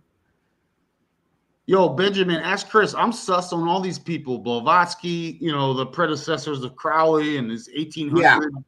The out of Africa comes from. So Blavatsky passed it on to Alice Bailey. Alice Bailey, she was the head of the Lucius Trust, and then became the head of the Theosophical Society. She changed the Lucifer Trust to the Lucius Trust, which became the theology head and religious head of the UN. And so then the whole, what's up, Nicholas? So then the whole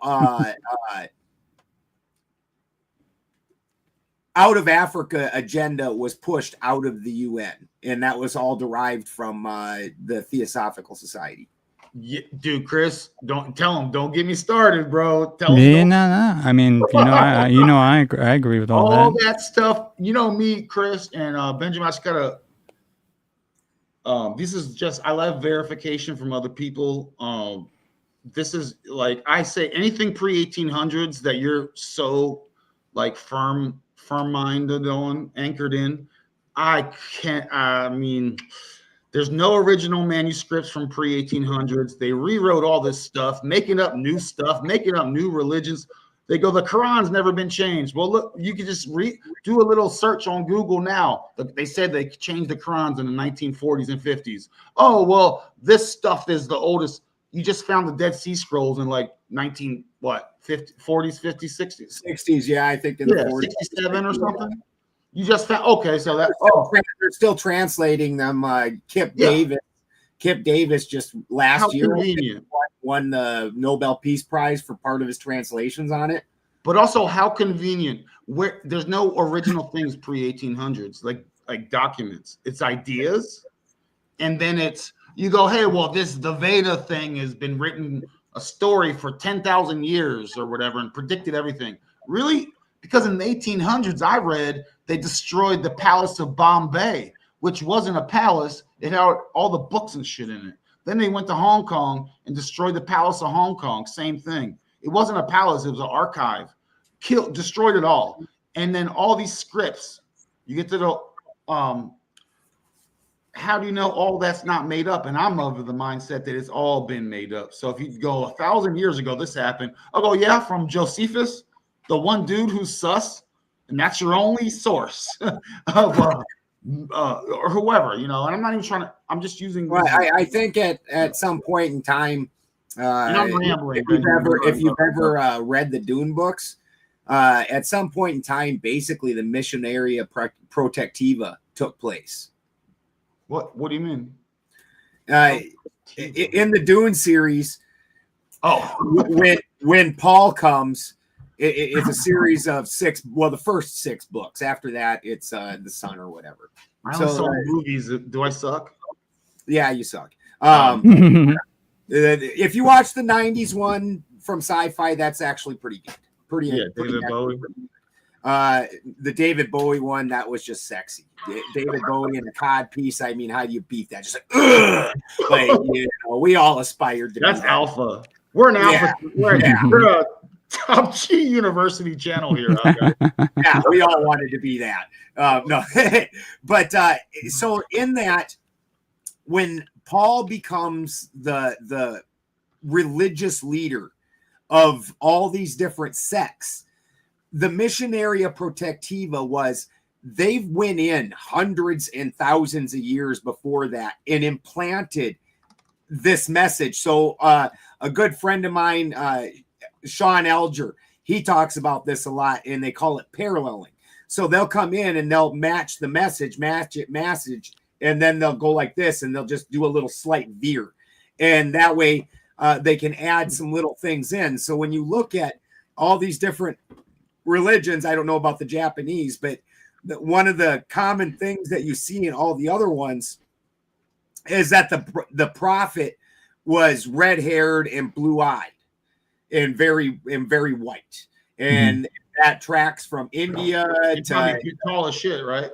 Right. So I think that this was something that was implanted in order so that way at some point in time when there's a resurgence of the prophet, that prophet, of course, is going to have this certain aesthetic, and everybody's going to go, oh, well, that matches the prophecies. Well, that's because it was implanted into the prophecies. Yeah. Yeah, I know, right? There, it's circle jerk in the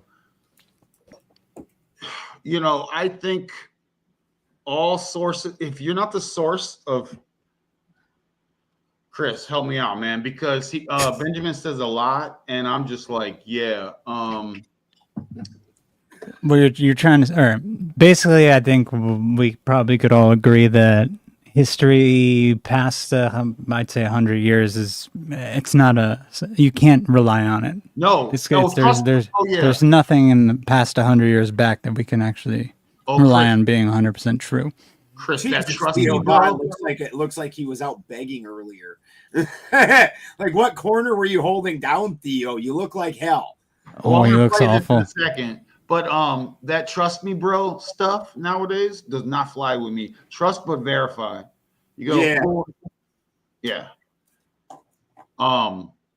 Gosh, and I don't even think you know what's weird is I have my own little droplets of cognitive dissonance where I do verbal, mental jujitsu, where I'm like, just because I say I don't believe in the dogmatic phoniness of this stuff with no evidence to back it up, no source material, just a trust me, bro thing.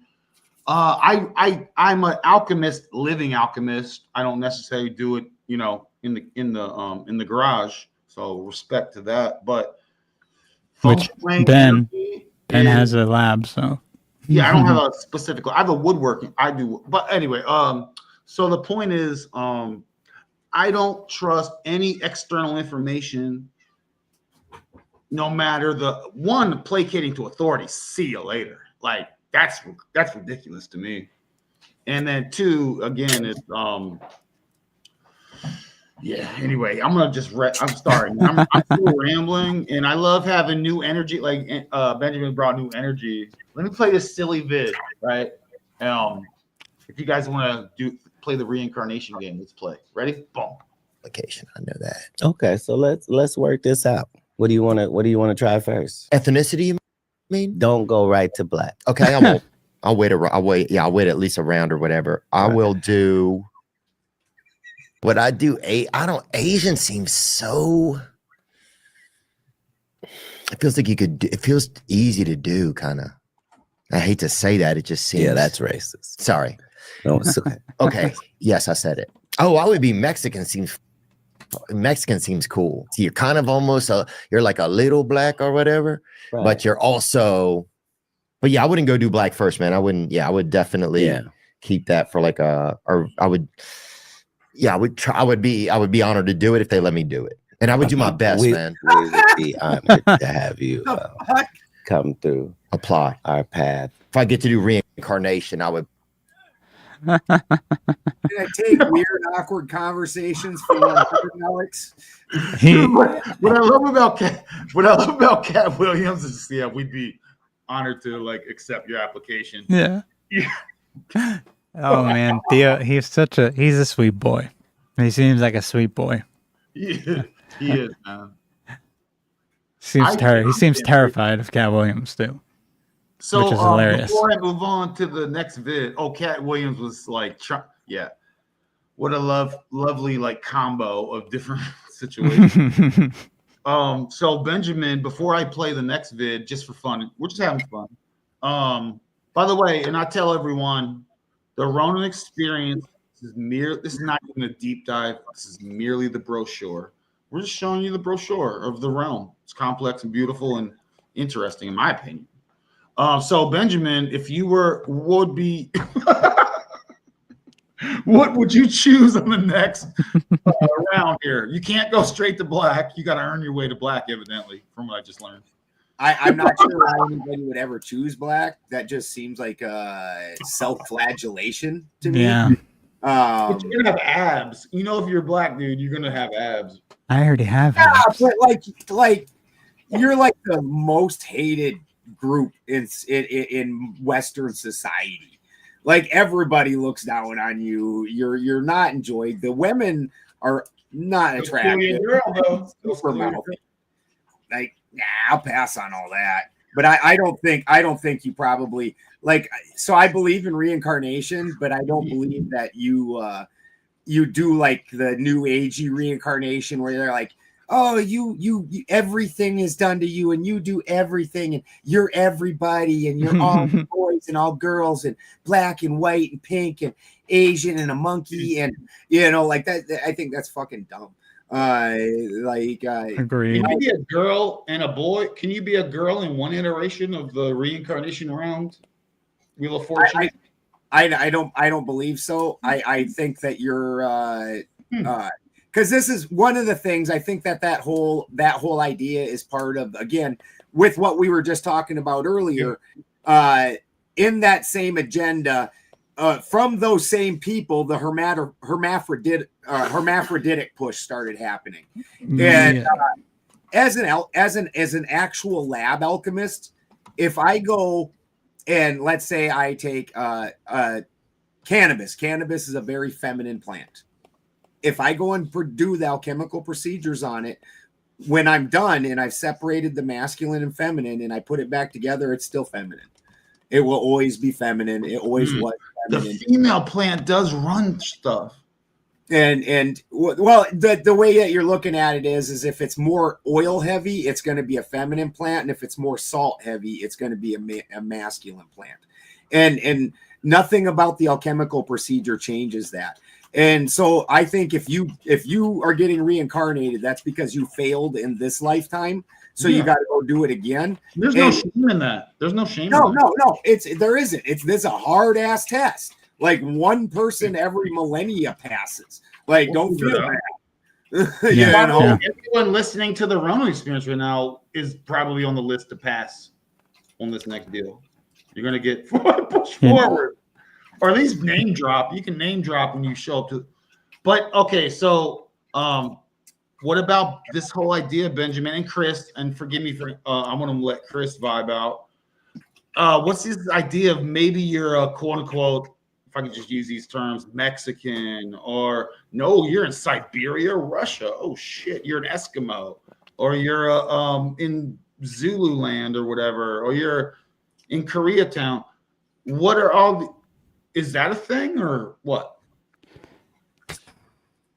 In reincarnation ideal. What do you think about that one, Ben?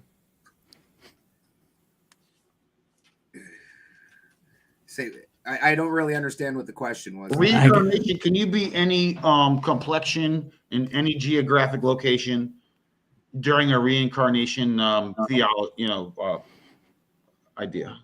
I don't think so. I think you go back to this general area you're from. If you're a ginger, you're gonna always be a ginger dude. Probably. It's almost like you're like a variation of yourself, like either a lesser or a better, depending on what you need to work on. How tall are you, Benjamin? 5'9", 5'10". Dude, that's my only thing. Like, my avatar is pretty dope. I mean, yo, if I could be like 6'4", 6'4" is rough on airplanes. 6'2" would probably be cool. That's my. I'm not saying you wouldn't change, slightly, but I don't think you go become a whole nother people. Is all I'm saying. I'm not saying that you might not next time be 6'2", but are you going to be a Mexican next time? If you're not a Mexican this time, I don't think so. But energetically, you get in the cosmic salsa, and you're all, and then you go, oh, let me choose this next thing, and we're all one. And skin is gone. See you later. This is our avatar stuff. I'm on a loner, and my loner's awesome, by the way, folks. But this is a loner nonetheless. Seeing you go up, yeah. I mean, how can you? You would have to convince me that you choose. Yeah, and also if you think about it, whatever spirit or soul is. If it is like the radio kind of to radio radio station or radio sort of analogy, then you're kind of having something that matches the frequency of your spirit. So it's going to be something similar to what you are now. You're going to go, hey, I could be Chinese, amazing at math, horrible at driving. Okay. I could be a white dude who's not the best dancer. Definitely not. Does what he can in the bedroom, but has a really amazing credit score and knows how to register firearms. Or then you have like a black dude who's like, can't do any of that, but is awesome, can dance, can dunk it in the 8th grade, can steal any girl probably. You know, if they lower the net on the women's basketball, I might be able to touch the bottom of the net if I jump in. Oh, the WNBA is awesomely hilariously a joke. Yeah, if they lower it like they're talking about, I might be able to like hit the bottom of the net when I jump. Yeah. Yes. So those are options, or being like I don't know, a Peruvian Sherpa situation. You know, I don't know. What would you know? I'd spin the wheel, just spin the wheel of fortune, and that's part of the test. I mean, I could almost dunk when I was in high school. I got close, so I mean, I'd be content with a similar. But I mean, you know, you think about this, it's like, is reincarnation even a thing? Is this an exam situation? You burn away your impurities with each iteration, and you become wise ones. How much of that is a little touch of narcissism in a way? I'm special kind of thing, or I'm throwing out all ideas. I'm not anchored to anything, but yeah. What do you think, Benjamin? About take it wherever you want. So anytime I talk about more etheric idea, my whole gig really, if you want to say my specialty, it's really I need to root things. I need to get them down to the earth and look at how this actually functions. So when I look at a plant, and a plant dies out in the field, and I don't do my alchemical process on it, what's going to happen to that plant is the oil is going to vaporize off, and the water are going to vaporize off and go into the air. And then the carbon body is going to rot away, and as the carbon body rots away, it's going to release the cellular salts. As an alchemist, I realized that cellular salts and that oil were the two things that were the purity of you. One of them's going to go up, one of them's going to go down. When the vapor cools back off, it's going to go back down to earth. And at that spot, it's going to meet again with the salts that made you. And those two things are going to combine again, and you're going to be there again. And so to me, that's something that's very regional. When I look at like the Buddhas, supposedly or like the Dalai Lamas, supposedly there's a line of succession where that Dalai Lama has been around for thousands of years, and it's the same guy. He's never Mexican. I don't believe that at all. But if you look at it, they're people that are highly into the reincarnation, and he's never black, he's never Mexican. Somehow the next Dalai Lama is always from that specific area. So I don't see, as above, so below. I don't see where it works really that much different than for humans. I think you're probably going to be born back into the same family line, back in the same area. Hold on, are you telling me that our avatars have different salt crystalline makeup, and when we go dust to dust, like you're talking about me and a dude down my neighbor, and my other neighbor, I got like 4 different people around me. You're trying to tell me our salt makeup in the ground is like actually different, like made different in some way? Yeah, there's different information in it. Wow. When you look at it, so there's a big misunderstanding in the community with everybody wants to say that water has memory, and it doesn't. The salt in the water has. Well, I've been saying that forever, Benjamin. And am I a hippie dump retard? No, you're not. The water doesn't have the memory though. It's just it's a nuance. So a lot of people didn't actually read Emoto's work.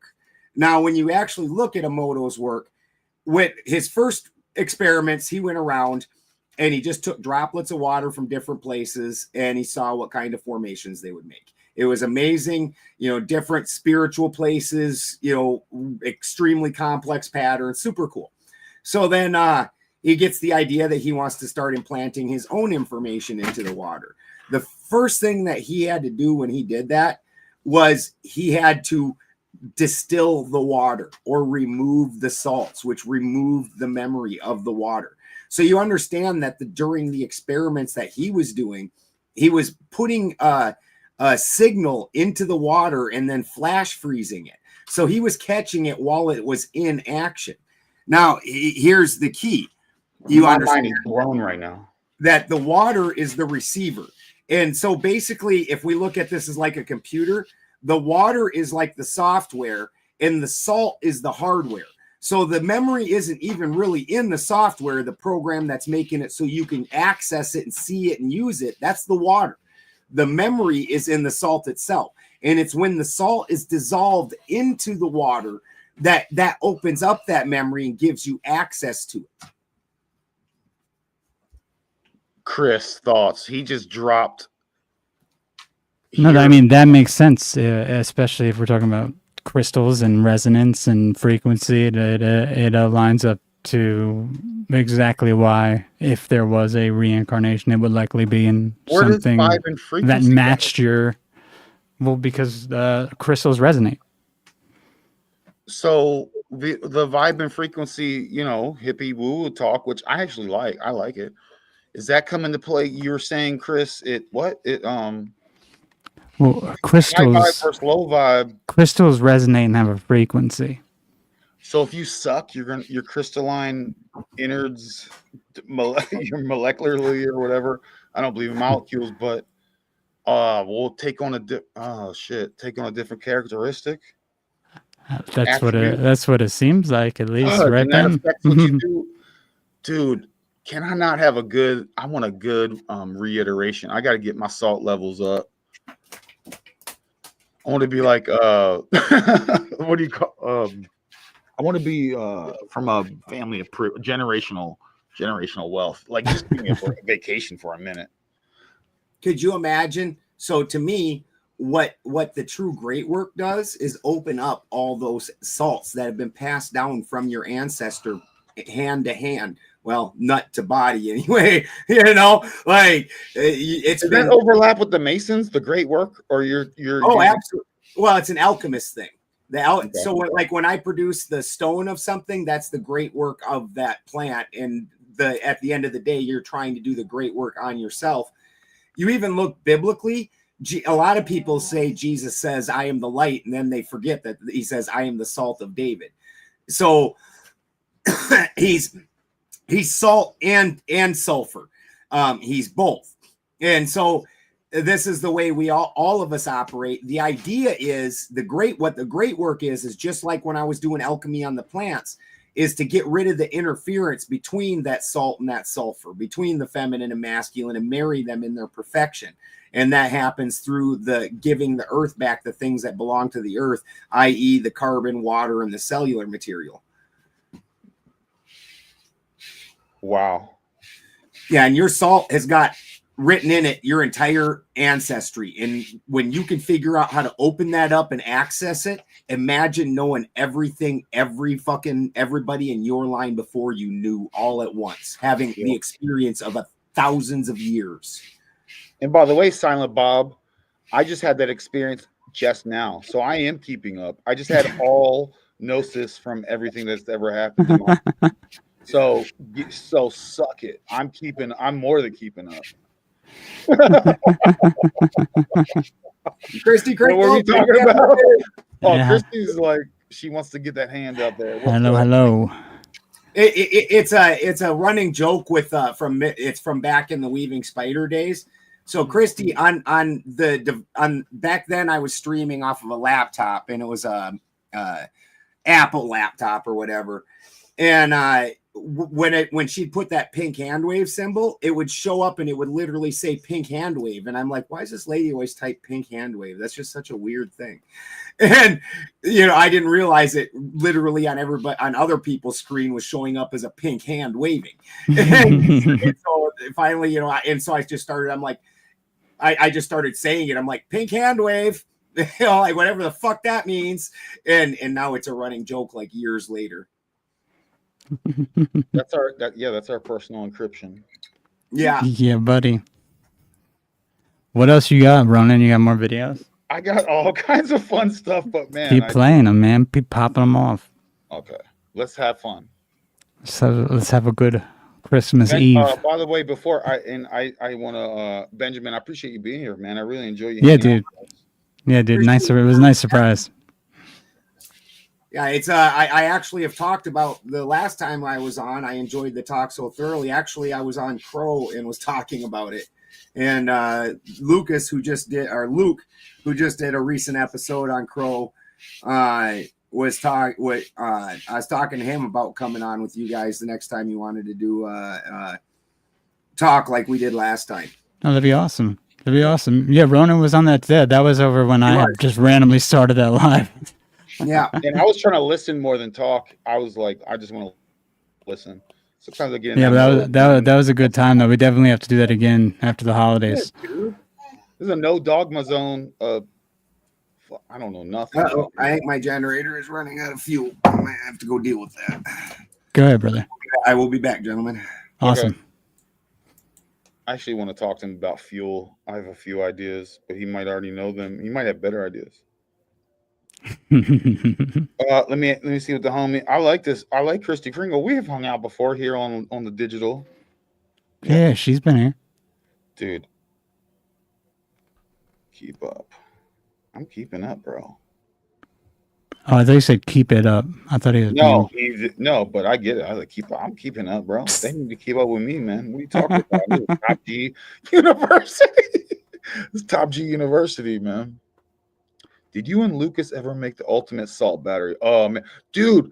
Oh, and by the way, at a way lower level, George, I haven't done that where you take a jar with salt water and put nodes in it and make like a nightlight with salt water. Like that's what that experiment's going to cost me about $1.50. You know what I'm saying? Like I'm too much. That out.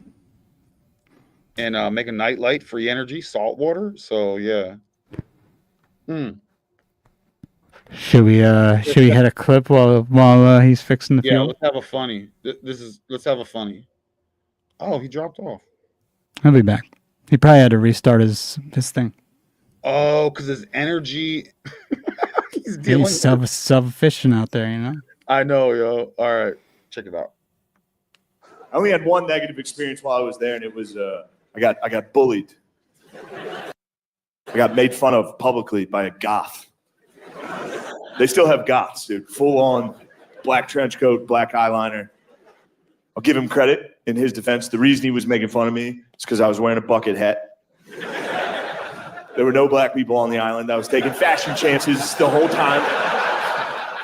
That's the thing about these countries. I was just in England, Scotland, Ireland, Australia. No black people. And I know what you're thinking. No. No, you need black people. You need black people to keep the whites in check. The last thing you want is a whole island of whites that think they're the coolest people on earth. It's a disaster. That's how you end up with Conor McGregor's walking around like, Shut up, dude. American whites, we're humble. We know we're not the coolest guys around. It's the forward whites, dude. Yes! Brother! Yeah. There's a reason every good NBA player that's white is from another country. The audacity to think you could play in that league, dude. The fucking arrogance. Every white dude in America saw a black kid dunk in 8th grade and was just like, oh, all right. Just set picks for the next 4 years. Box out hard as hell.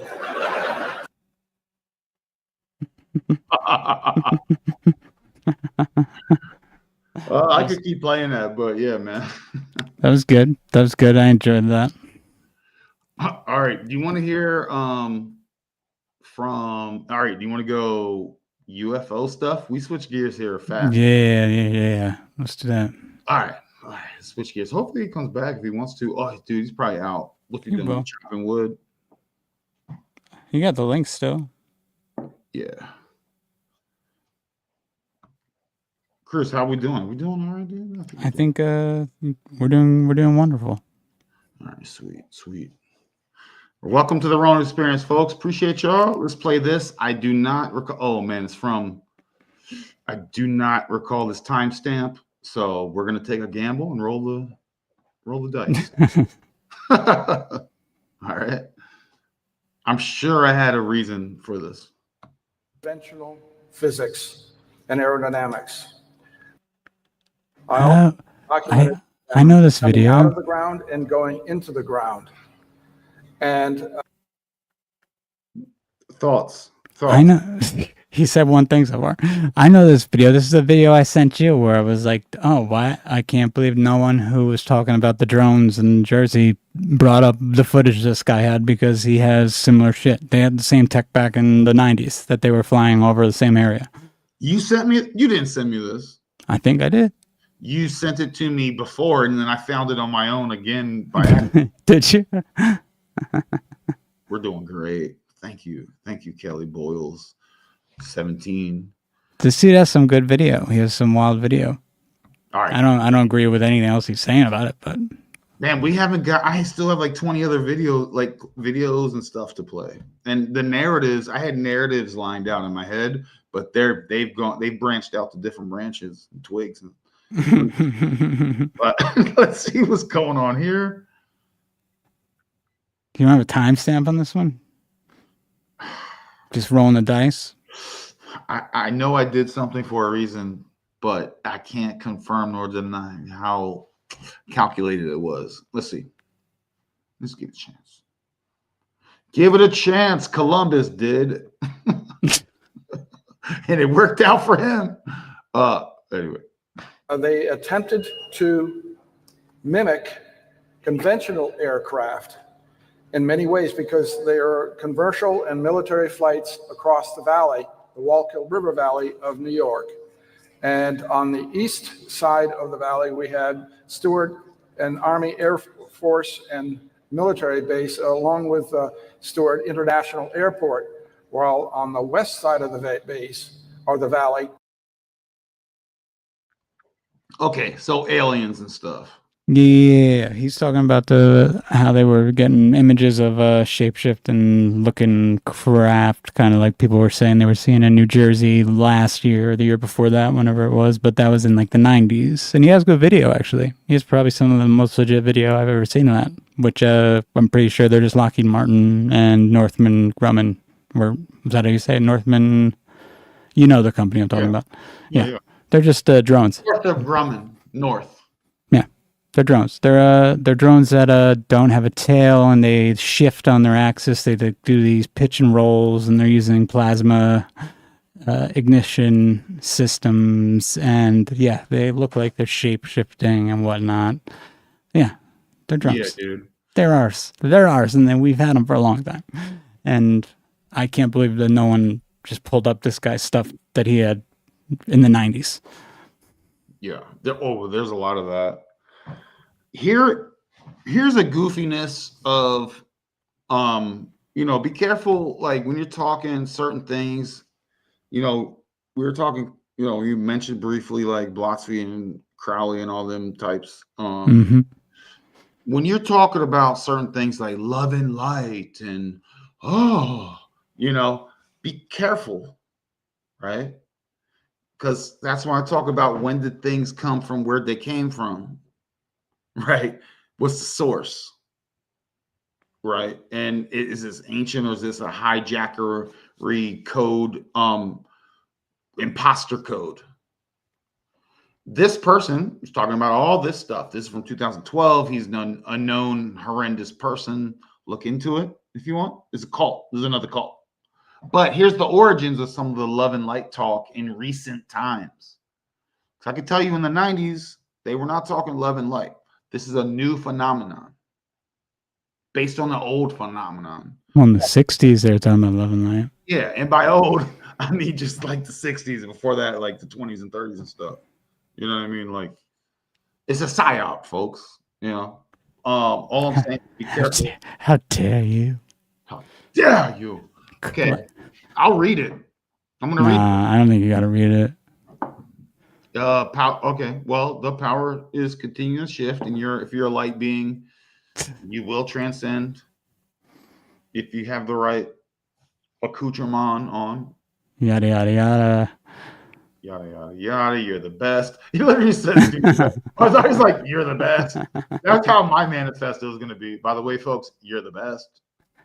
That's my manifesto. You know, it's going to be my manifesto. If it's like, by the way, you're the best, you're awesome AF, yada yada. Mm-hmm. You're like, shoot, AI did not write that, yo. Yeah, see, what's his name knows? George knows about Grumman.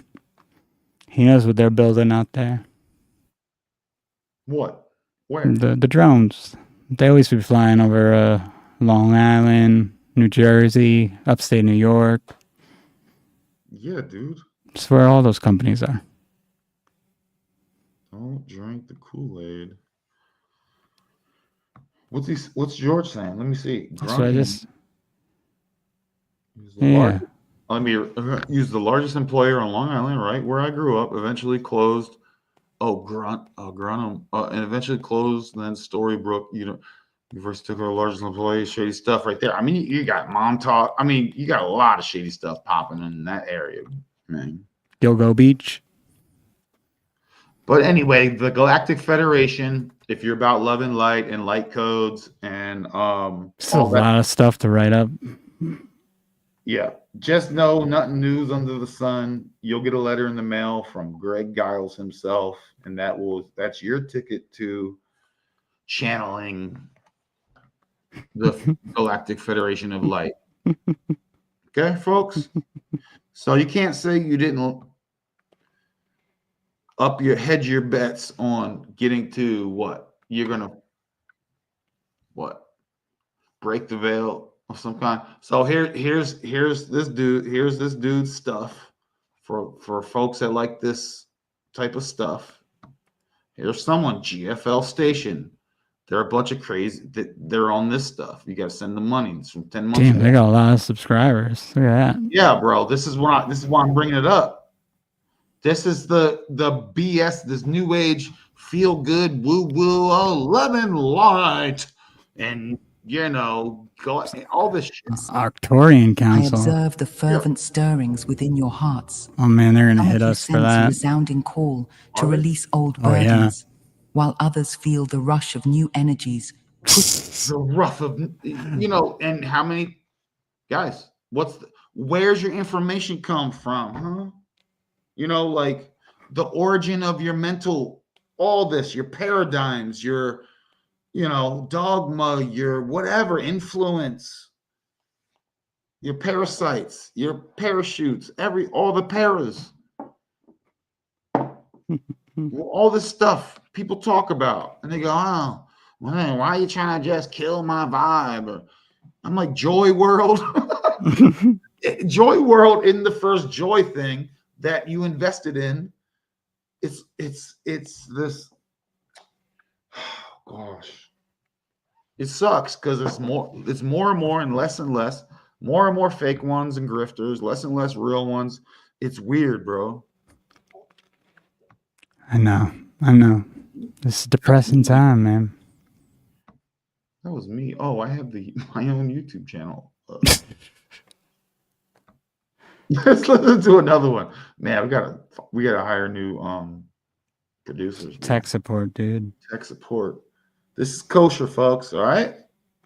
Let's listen to this.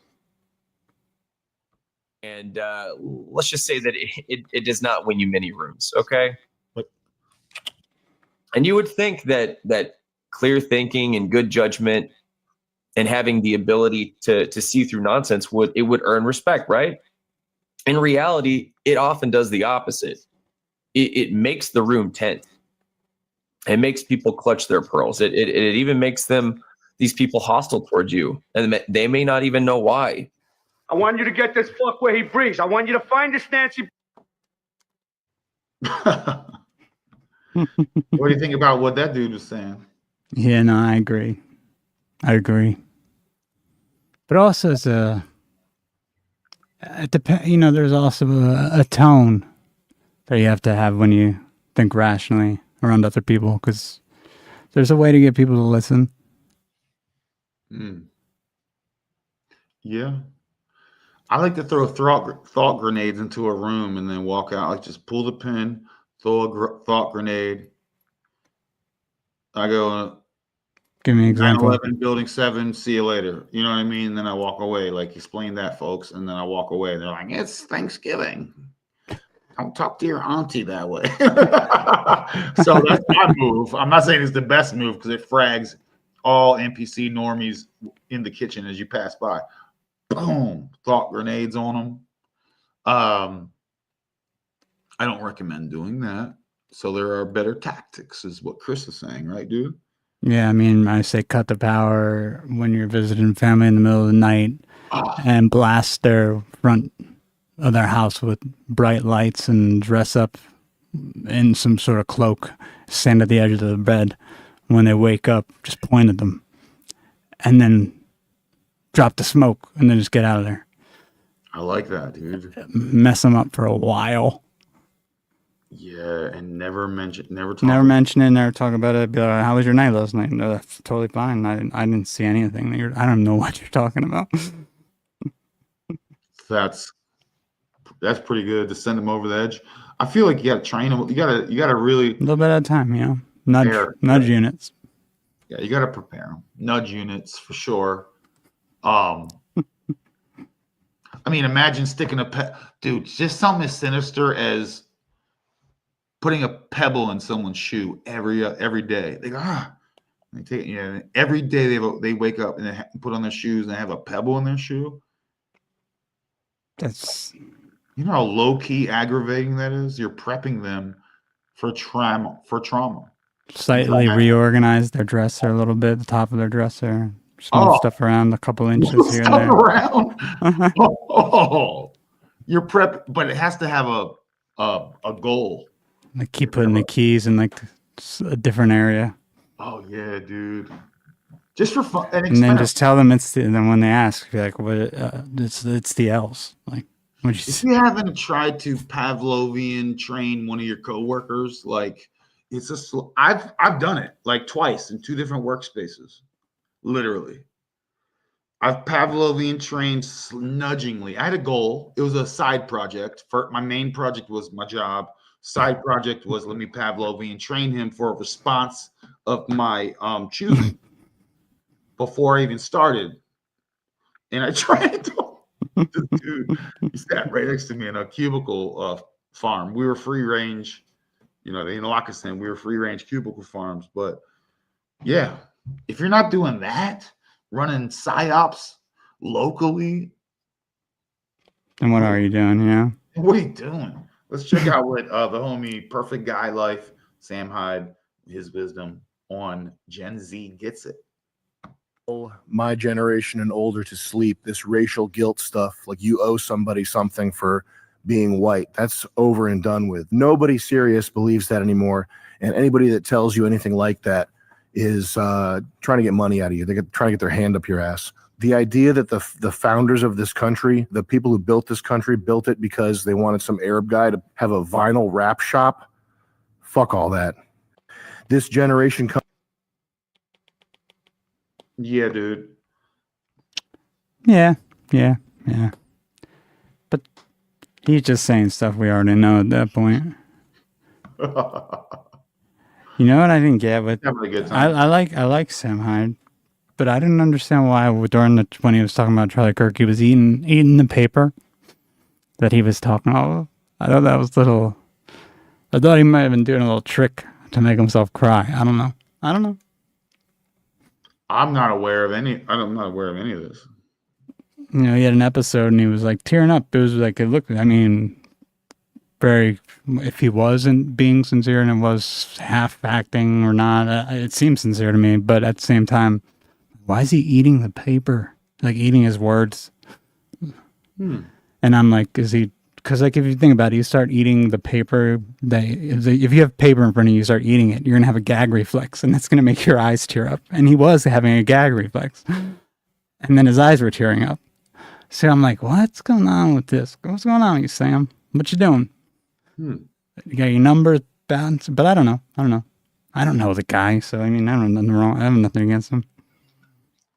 Yeah, man, is that satire? I have to check it out. It sounds, I don't know if it's satire or Nah, he felt bad because I think he was talking stuff about Kirk the day before it happened.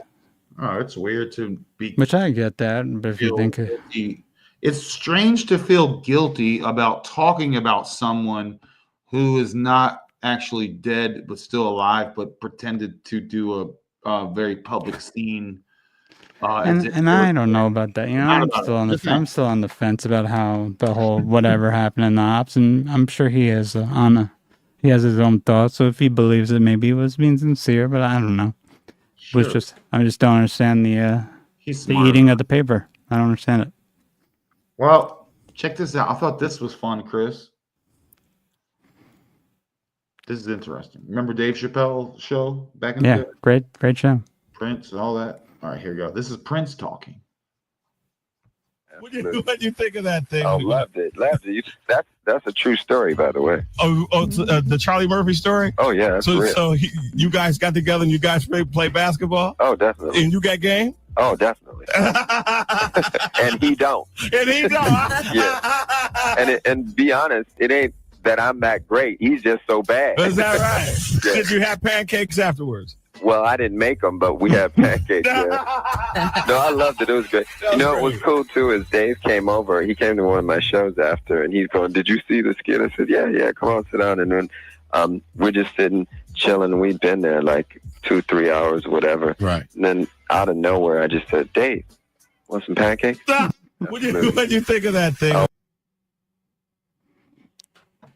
That's interesting, right? Yeah. I mean, Prince is talking about that hilarious skit on TV, and he's like, "Yeah, that was real." He's not alive. Prince isn't alive anymore. It's pretty wild. When was the skit? I mean, gosh, that was probably But it was before he passed. It was before he passed. Yeah. Yeah. So I thought it was based on semi-true stories. It's apparently Charlie Murphy's true stories. Yeah, they were great. Have Prince co-sign it and go, "That awesome story was actually real." I mean, if I was Prince, I'd be like, "Hell yeah, that was real," because he looked like he dominated in that skit. Oh, dude! All right, here's another one. We're having a good time, folks. You know, in and out of. Let's go. Yeah. Funny. Here's another funny. So you don't beat off. This is crazy. We're just skimming past it. Never once in your life. How old are you? 23. Oh, all right, you got time. You're gonna get one off. What? I promise you're gonna come. Oh, dude, I'll pat him on the back hard enough. I bet he'll bust. You know what I'm saying? Do you mind if I ask you about? Do you have wet dreams a lot? I don't. But you're saving yourself for Is a it lady. gay for us to talk about this or no? I am. No, we're fine. It's not gay about talking about guys coming. Okay. All right. What? Do you have a lot of sensations in your body, Riley?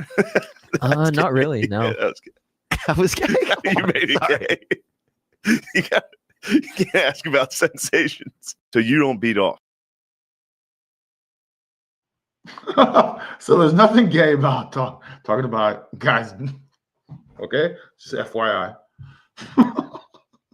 Benjamin's like, "What did I come back into? What are we doing here?"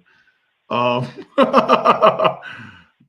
ahead. What do you guys got? I was just being silly.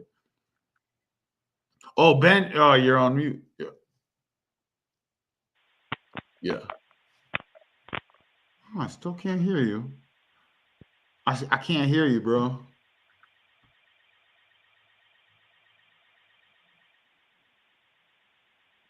Chris said he's coming back.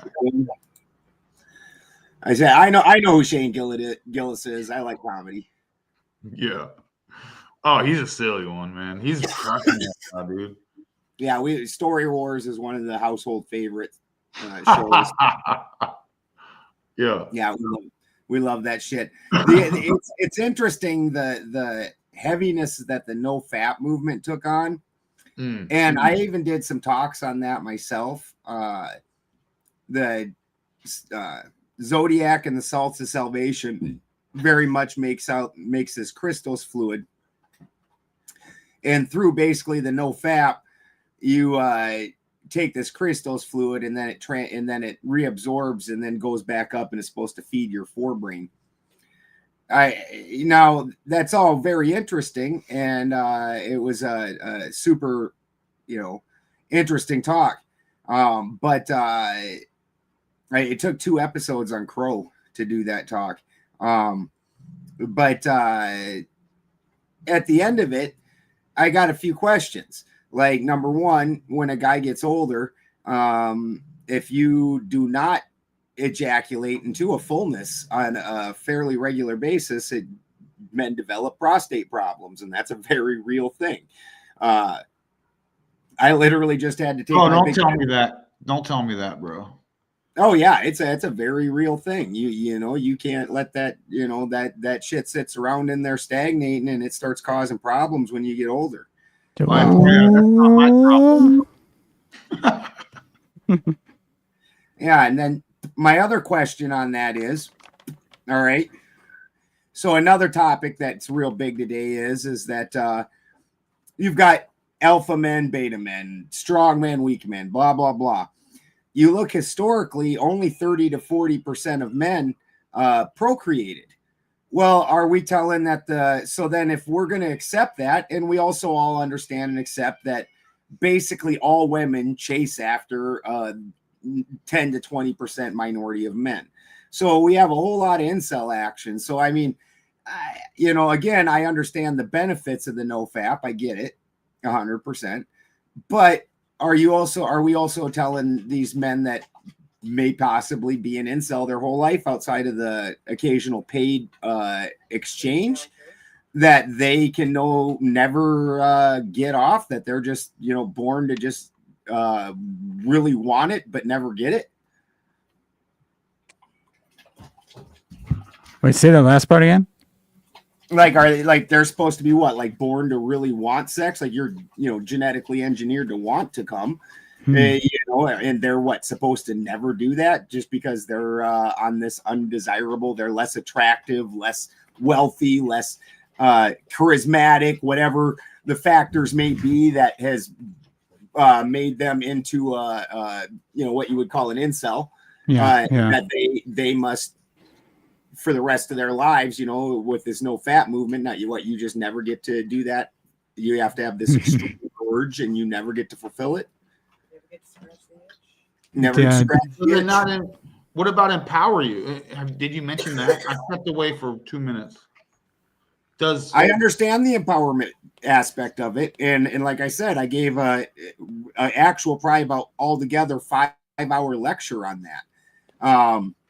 On Crow 777, I understand the empowerment aspect of it. Now we also need to look at the other aspect of it, that the human body, especially if you're a higher testosterone man, you are going to develop prostate problems.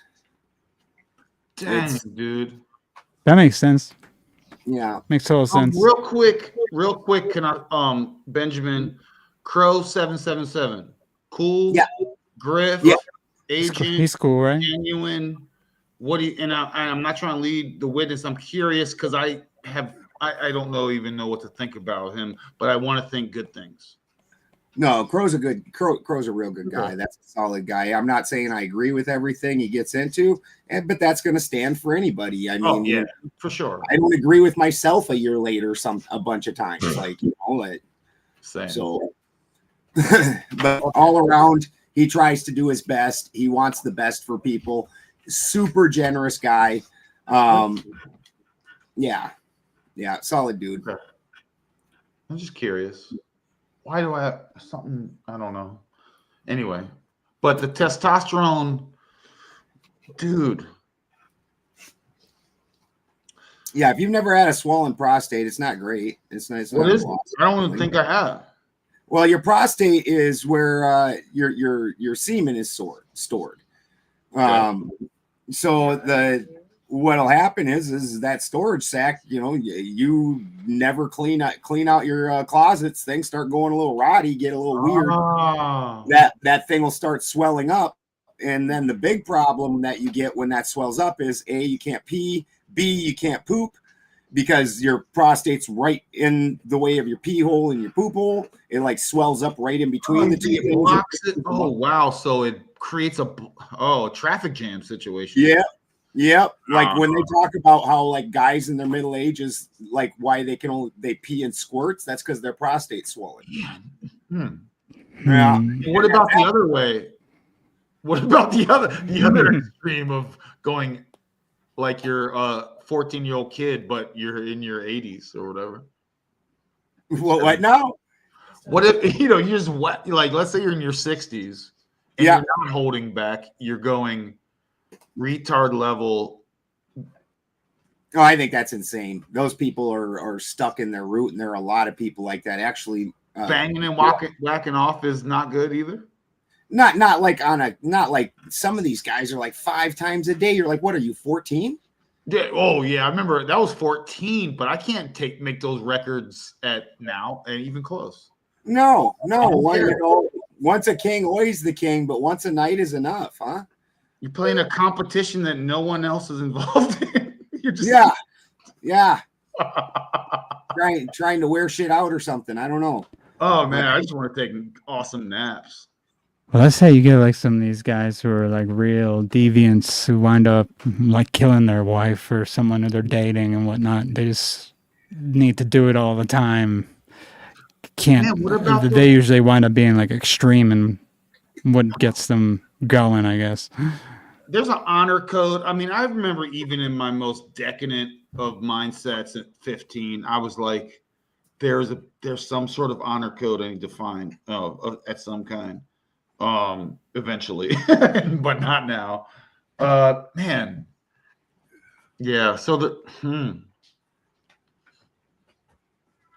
it must be weird seeing like it must be weird, but what if you're like in your 60s in the Philippines and you just you get a couple grand a month and you just have these and you're like, what are you gonna do when you're 60? Meet a 20-year-old girlfriend?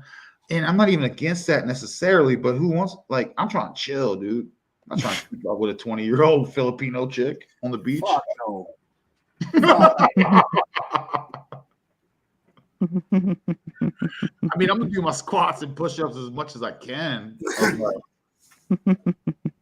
Yeah,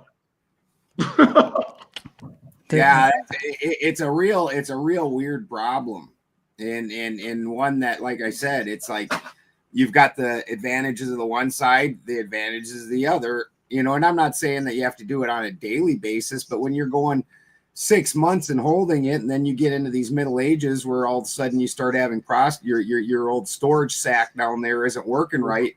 Well, the only answer to that is a finger in the butt. Nobody wants that. Well, most of them don't. No, dude. And I think when you have these quote unquote prostate things, even pap smears for ladies, I think those tests causes problems. Oh, even without the test, the only real answer is a finger in the butt. Because even if you don't go get the test, in order to get that thing to disengage, you have to stimulate it manually while ejaculating. Dude, can I tell a funny story, guys? Is it? Yeah, have at it. Have at it. Here's a funny. It's personal. Don't share this video with anyone. I was 21 years old, right? I said I had seen 21 summers, and I had joined the banking cartel military force, the Army, the U.S. Army, and I was doing banking wars, and I was 21, and I'm in the barracks in Arizona in Fort Huachuca, outside of Tucson. We're busy and stuff, the border for fun, and I got a hemorrhoid, right? 21. And I didn't know what was happening. And I remember I went to like physical, you go to the formation in the morning, 5:30 or 6 or whatever, I can't remember. And I was like, I need to go to sick call. And they were like, why? And I just pretended to be like sick because I didn't want to tell them I had butt stuff going on. You know what I mean? I was like, I don't know. I'm sick. So I wobbled to the sick place. And I go in there, I go, hey, doc, eventually. I'm like, hey, doc, I'm not sick. I got, like, he checks it out. I was like, dude, you got a hemorrhoid. It's fine. Here's a prescription thing, a torpedo suppository. Okay, now I gotta wobble my way to get the subscription, come back home. Now I'm like, I'm trying to shove this thing up my bum, right? I'm not trying to be gross. I'm like, I can't do it. This has been exit only. Like, I don't know I'm not familiar with that part of my body, and if I'm being honest, in that way, like that intimately. So I called my girl. I had a girlfriend at the time. I'm like, hey, hon, I'm like, can you stick this on my butt? And we're in the bathroom and we're laughing the whole time. So funny. Eventually, and she was eventually she got ruthless and just like, boom, jammed it in. Yeah, I stayed in, right? So, and then it healed. And I know there was a pharmaceutical. I get that it wasn't good. But at the time it fixed me. And me and my girlfriend could never stop. Like, this was the most goofiest thing. But I had a hemorrhoid at 21 was the moral of that story. Horrible. I thought I was gonna die. I was like, I'm gonna die. I want to die in battle. I don't want to die. Well, I don't know. Want to die of hemorrhoids? Yeah, my insides are turning outside. Like that's some you're getting sucked. The worst thing on your gravestone. It's the worst thing. No, I want to go out like a G, like had a tail in the Chronicles. I was that was then. I just had to share that. That was a private story. Everyone, don't tell anyone. I was in prison, and I did 8 years in prison. Whoa, for weed. Weed, dude. Insane. So fucked up. Less than a pound. That's fucked up. Yeah. Okay. And so I was getting transferred from this real shitty minimum security prison to a really awesome minimum security prison if you're an inmate. Like the prison I got transferred to was like damn near being in the free world. Like they had all kinds of jobs that you could get off prison and go to and work, and in the prison itself, cigarettes were damn near street price. Like you could do anything in this prison damn near. And well, right before I got the day, and I didn't know I was getting transferred because they don't tell you that kind of thing. Because then, of course, you might, let's say you're getting transferred to a worse place, you might have, gangs of friends waiting to block off the transport and blah blah. So they make sure you don't know when you're getting transported. And I had just snuck in $150 into the prison. And cash, and in the prison, cash, $150 is like you are substantially wealthy, And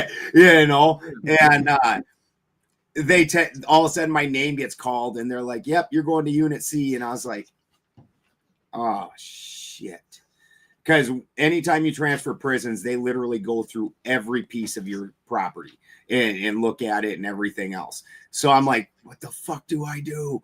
And so I took and I rolled them up into a ball, and this thing was the size of a pea. And I took and I ripped a corner of a garbage bag off, and I put it in there and I tied it up. And I was like, "Yep, that's got to go in the old prison safe. That's I ain't losing no $150." And so I did that, and then jumped on the old transport bus, which they're hard plastic seats, and there's no suspension on that bus. And you're on this bus ride, and you're just like, dung, dung, dung, dung, dung. And I'm the whole ride. And bearing in mind, this is the size of a pea. The whole ride, I'm like, why did I do this? This was the worst plan I've ever had.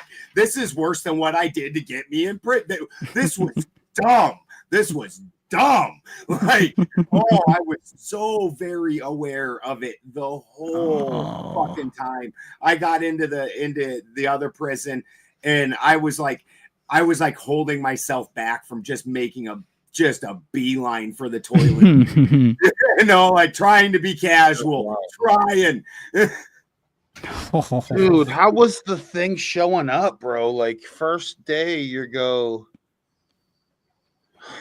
what are you gonna do? You're gonna just be quiet. It's the first day, you don't know anybody. You go, shit, I don't want to get hurt. Man, what do you do when you first show? when you first get to prison. Yeah. Like let's start out with. Are we all going to go Aryan race? Is this going to be full on Aryan race? No, I never joined a gang at all. And I even did time in maximum security. So the first thing you got to understand is Hollywood's full of shit. Secondly, the whole time I was in prison, I never seen a person get raped. Not one time. Never even heard of it. It just doesn't happen. There is more than enough queens waiting to relieve that itch for you, dying to do it.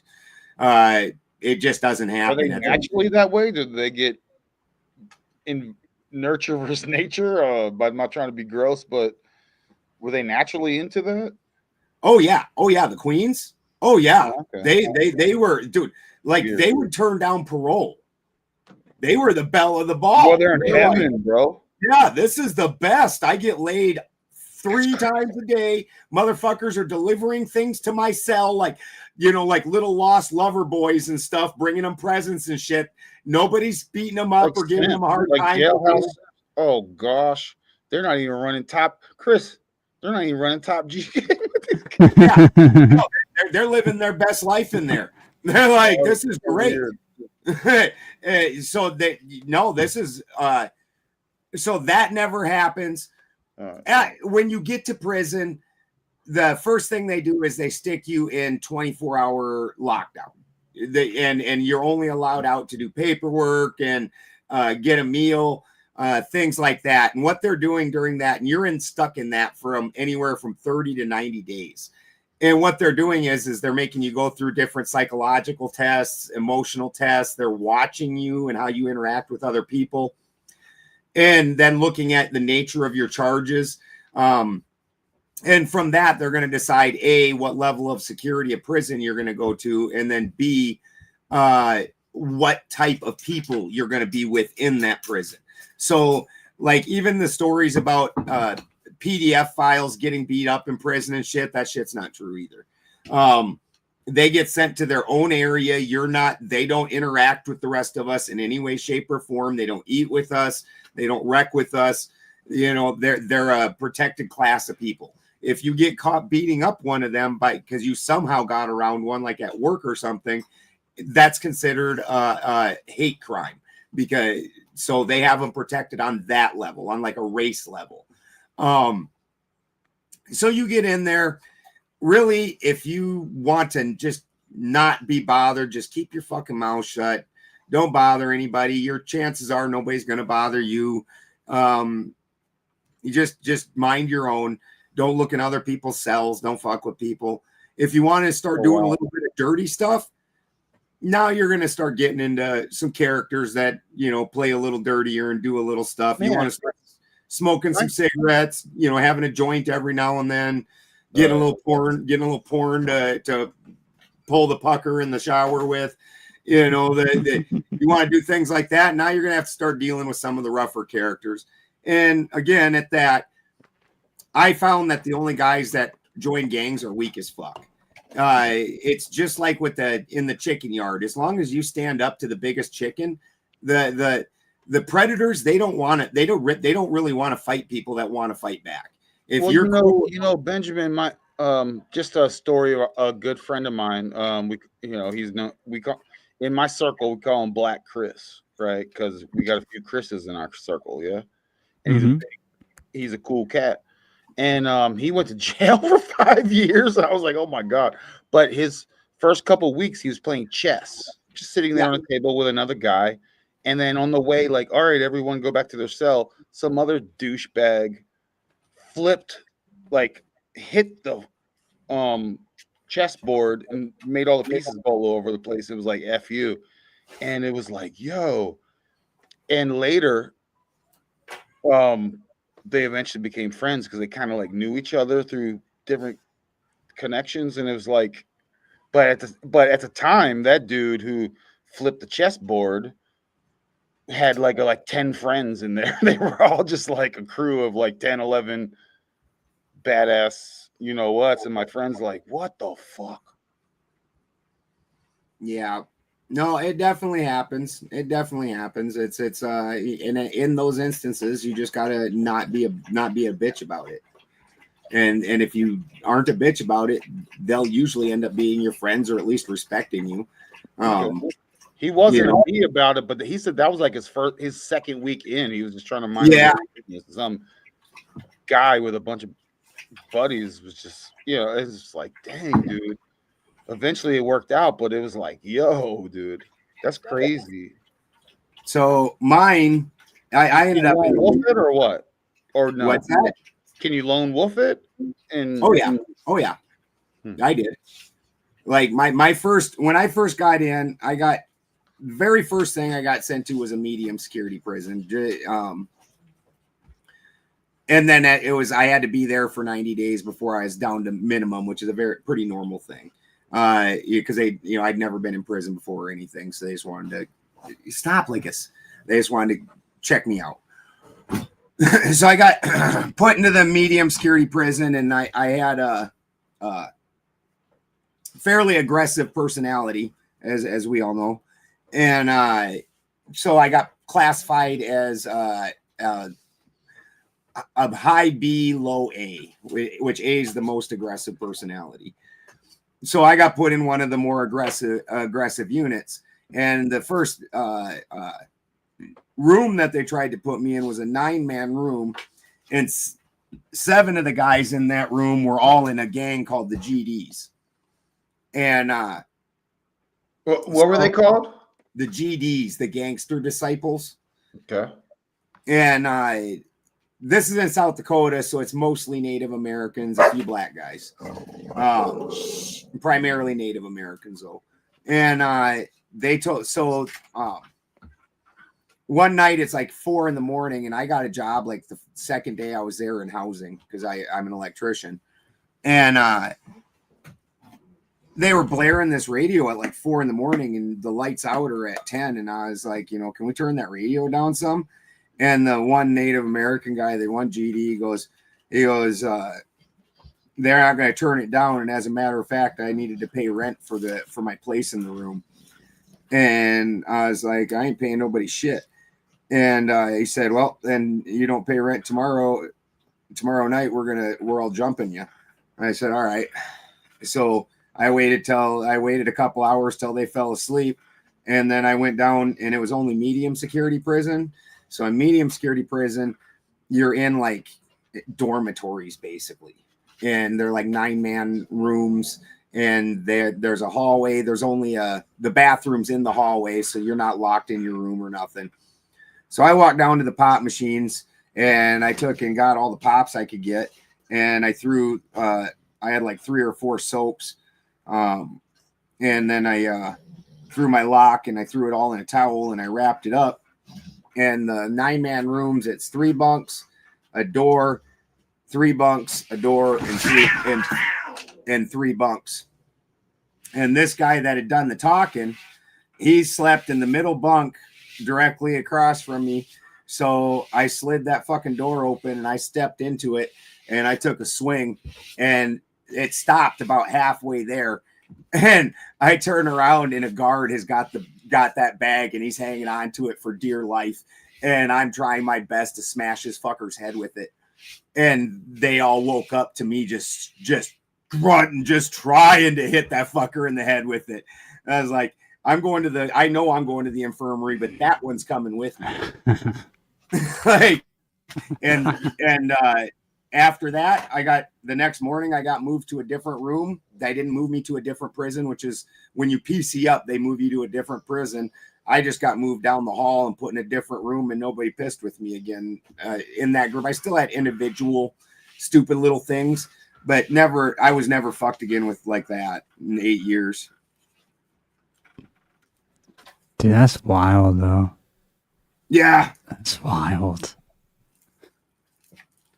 I was younger and ornerier back then. I'm old and gentle now. Yeah. Benjamin, what do you think about the guy Archaics? He was in jail, and his thing was a little sus. And then his time in, you earn more time when you get into trouble. Is this guy, what do you think about Archaics in the Phoenix event and all that stuff? So when he first started taking off, some people got a hold of me and wanted him and I to get together. As he likes talking about Norse stuff a little bit and throwing that into his stuff. And so I was like, all right, let me check him out. So I started checking him out. Well, then, you know, and I'm connected to a lot of the bigger shows. And those people all have their own researchers and their own people that do stuff. So as people hear that I'm checking this out, I get a message from I believe it was somebody from the Crow team, and they're like, hey, you really need to check this dude's charges out and whatnot. So I went and dug, and personally, and I don't mean to offend anybody here, but personally, I would have left that guy swinging outside the front steps of the courthouse myself, and just left him there. When you look at it, he tries to portray a picture of he was 17. He was going to do a carjacking or a robbery, whichever way you want to word it, whatever. There was a girl there, so that, you know, the girl was there, so they decided to do some pokey. You know, I'm not trying to make light of this. I'm trying to not make it super unfriendly for internet, because I find it absolutely atrocious. So they decided to do some pokey. Well, then if you listen to Archaics' story, all right, what he says is, it doesn't line up. This other guy wanted to off this girl to cover their tracks, and that Archaics did not want to off this girl. And so he stopped this other guy from this abuse of this girl, where he was going to basically beat her to end her. Well, I have a different version, but continue. And, well, hold on. Yeah, please. And that he stopped that and took this girl to the hospital, making himself out to pretty much be a savior figure. Yeah, that's what I heard too. So when I look into it and look at the paperwork and the actual, because it's all free, you know, you can look it all up. He is the only one that has violence attached to his thing. The other guy didn't have violence attached to it. His included attempting at bodily harm. Only Archaics was hit with that. And this girl lived through it and testified. Like, so if this other guy was gonna, you know, end this girl's life, I would think that she would feel some kind of gratitude and would have said something about that in court, but that's not how that went down. That's not what that girl said. That's just his story. Yeah, that's what I saw too, and I looked into it. Can I share my similar variation? 100%. Okay. Now, I'm going to share with you what I heard from his mouth. So I'm a parrot right now, and take it for what you want, right? That's all I know. I don't know nothing more or less. Okay, bye. So he's driving a car with his buddy. His buddy's in the back seat, and the girl's in the back seat. They're doing Texas stuff, whatever. His buddy is his buddy decides he's going to have adult interactions with this person, right? Okay, in the back seat. And she's not, and evidently she's not a big fan of that happening. Okay. He's in the front seat. He doesn't do anything about it because his friend is, you know, I've had friends like this where they were really intimidating. And I'm like, I was a big ass dude. I'm a big dude now. And I was born pretty large, but there would be a couple cats that maybe were a little bit more aggressive than me. And I would be like, instead of, you know, so in that's the way he painted this situation. His buddy was a little bit more of a, you know, and so he stood by. Adult things happened.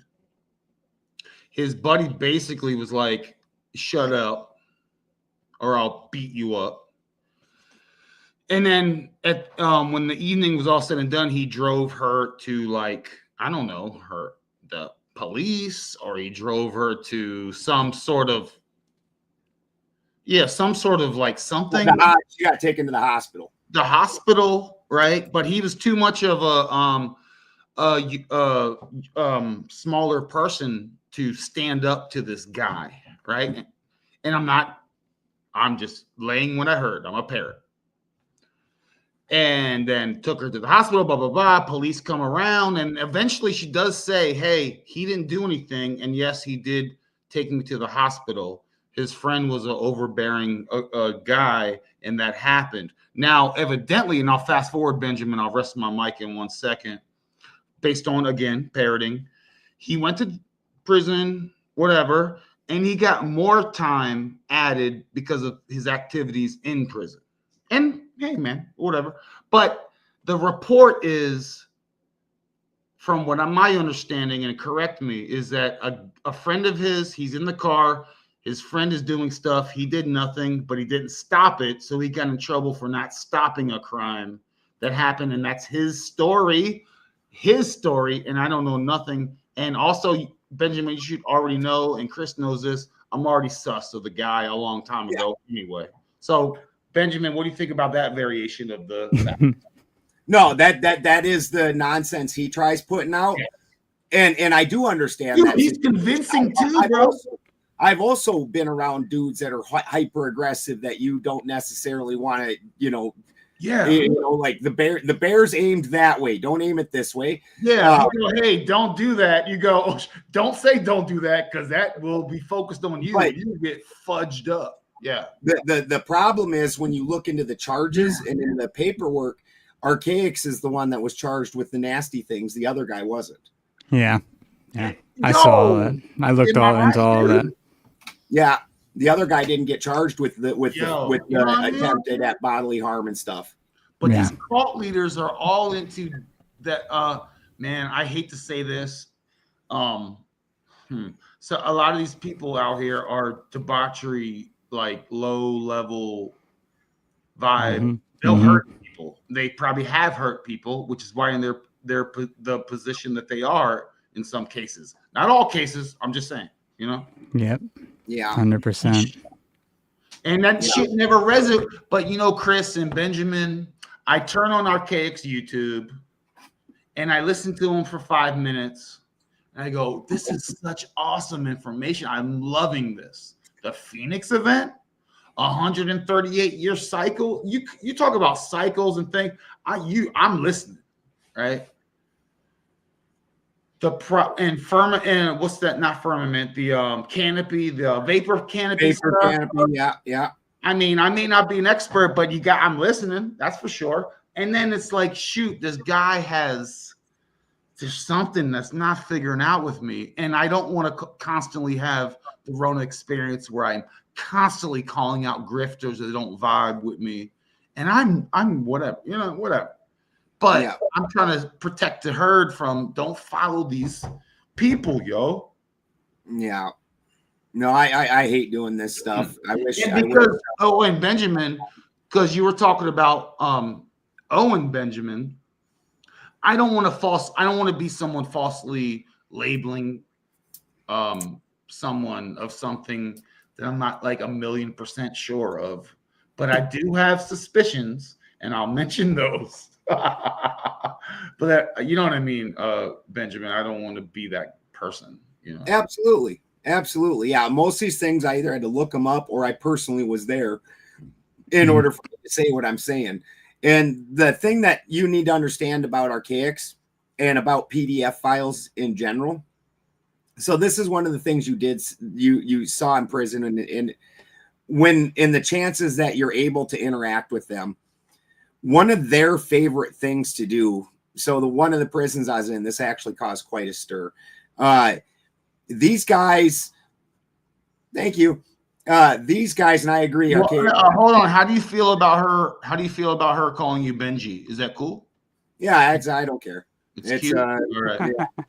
Tommy Rogers, you got to hold her down sometimes. My sister calls me that all the time. She needs a cold shower sometimes, but who doesn't? Hey, before you continue, Ben, I'm gonna have to leave you guys right now, but I think you guys should keep talking because y'all are on a roll. If I could stay longer, I would.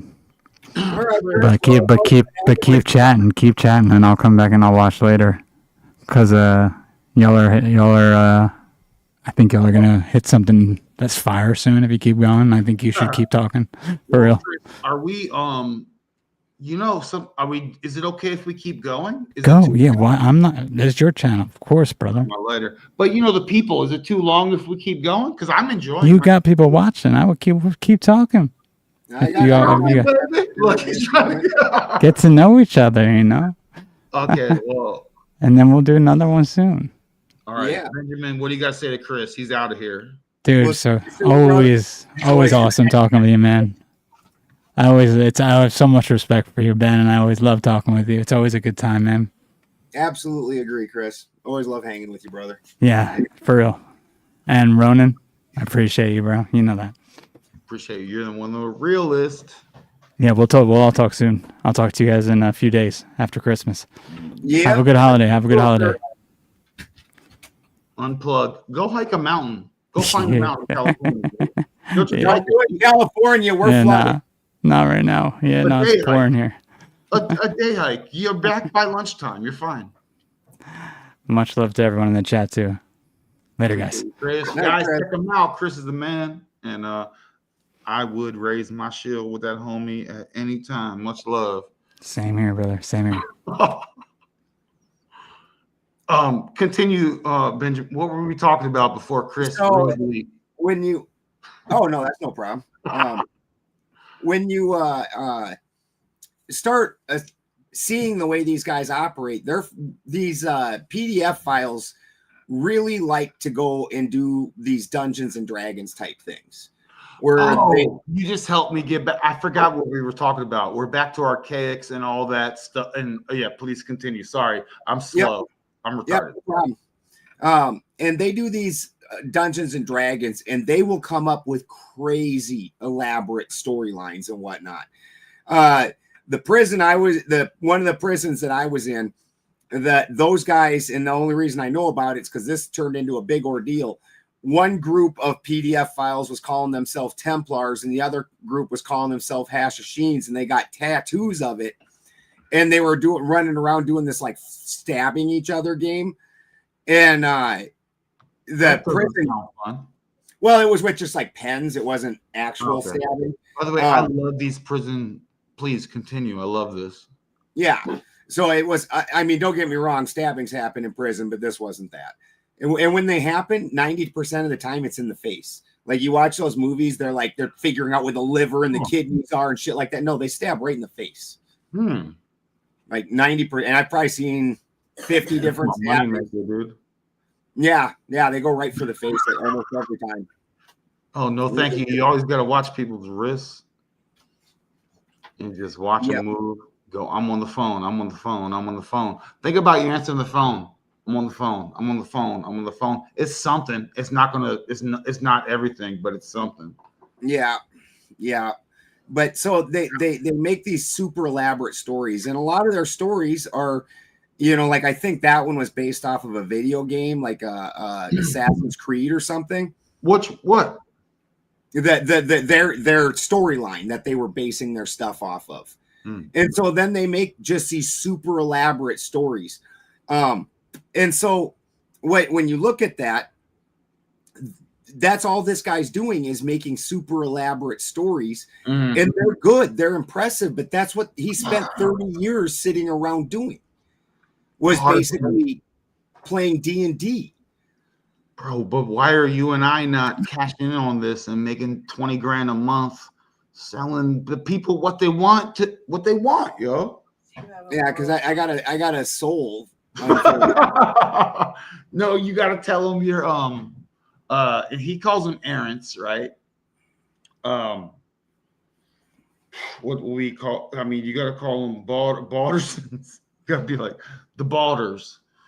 And you go, but the only way you're gonna make, like, yo, these people are grifters.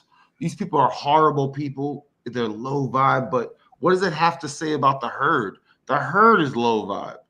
Super. Okay, someone's a jerk. They really harmed another human, a female human.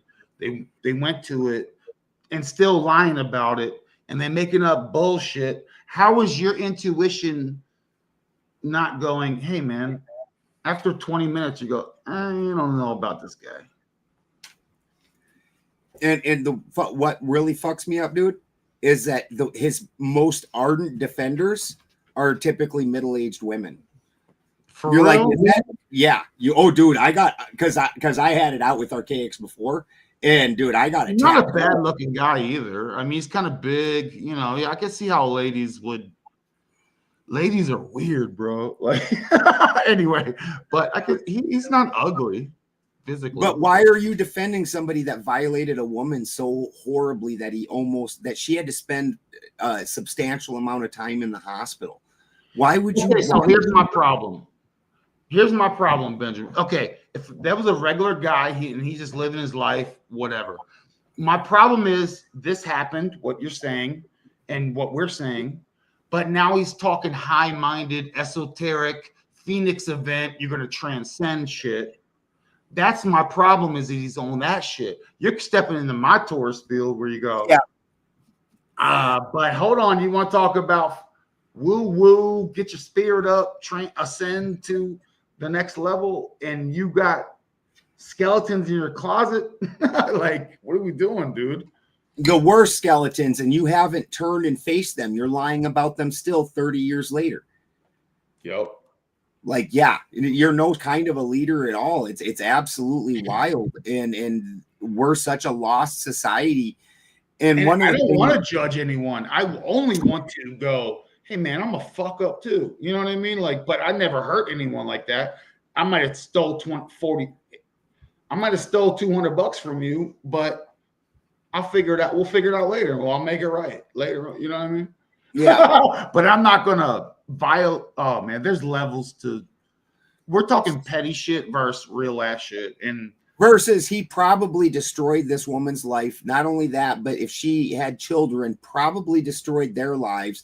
There's probably a generational, what you would call a generational curse, where she passed on the need to go with an abusive man to her daughters, and then her daughters passed it on to their daughters. That's the way it works. Yeah.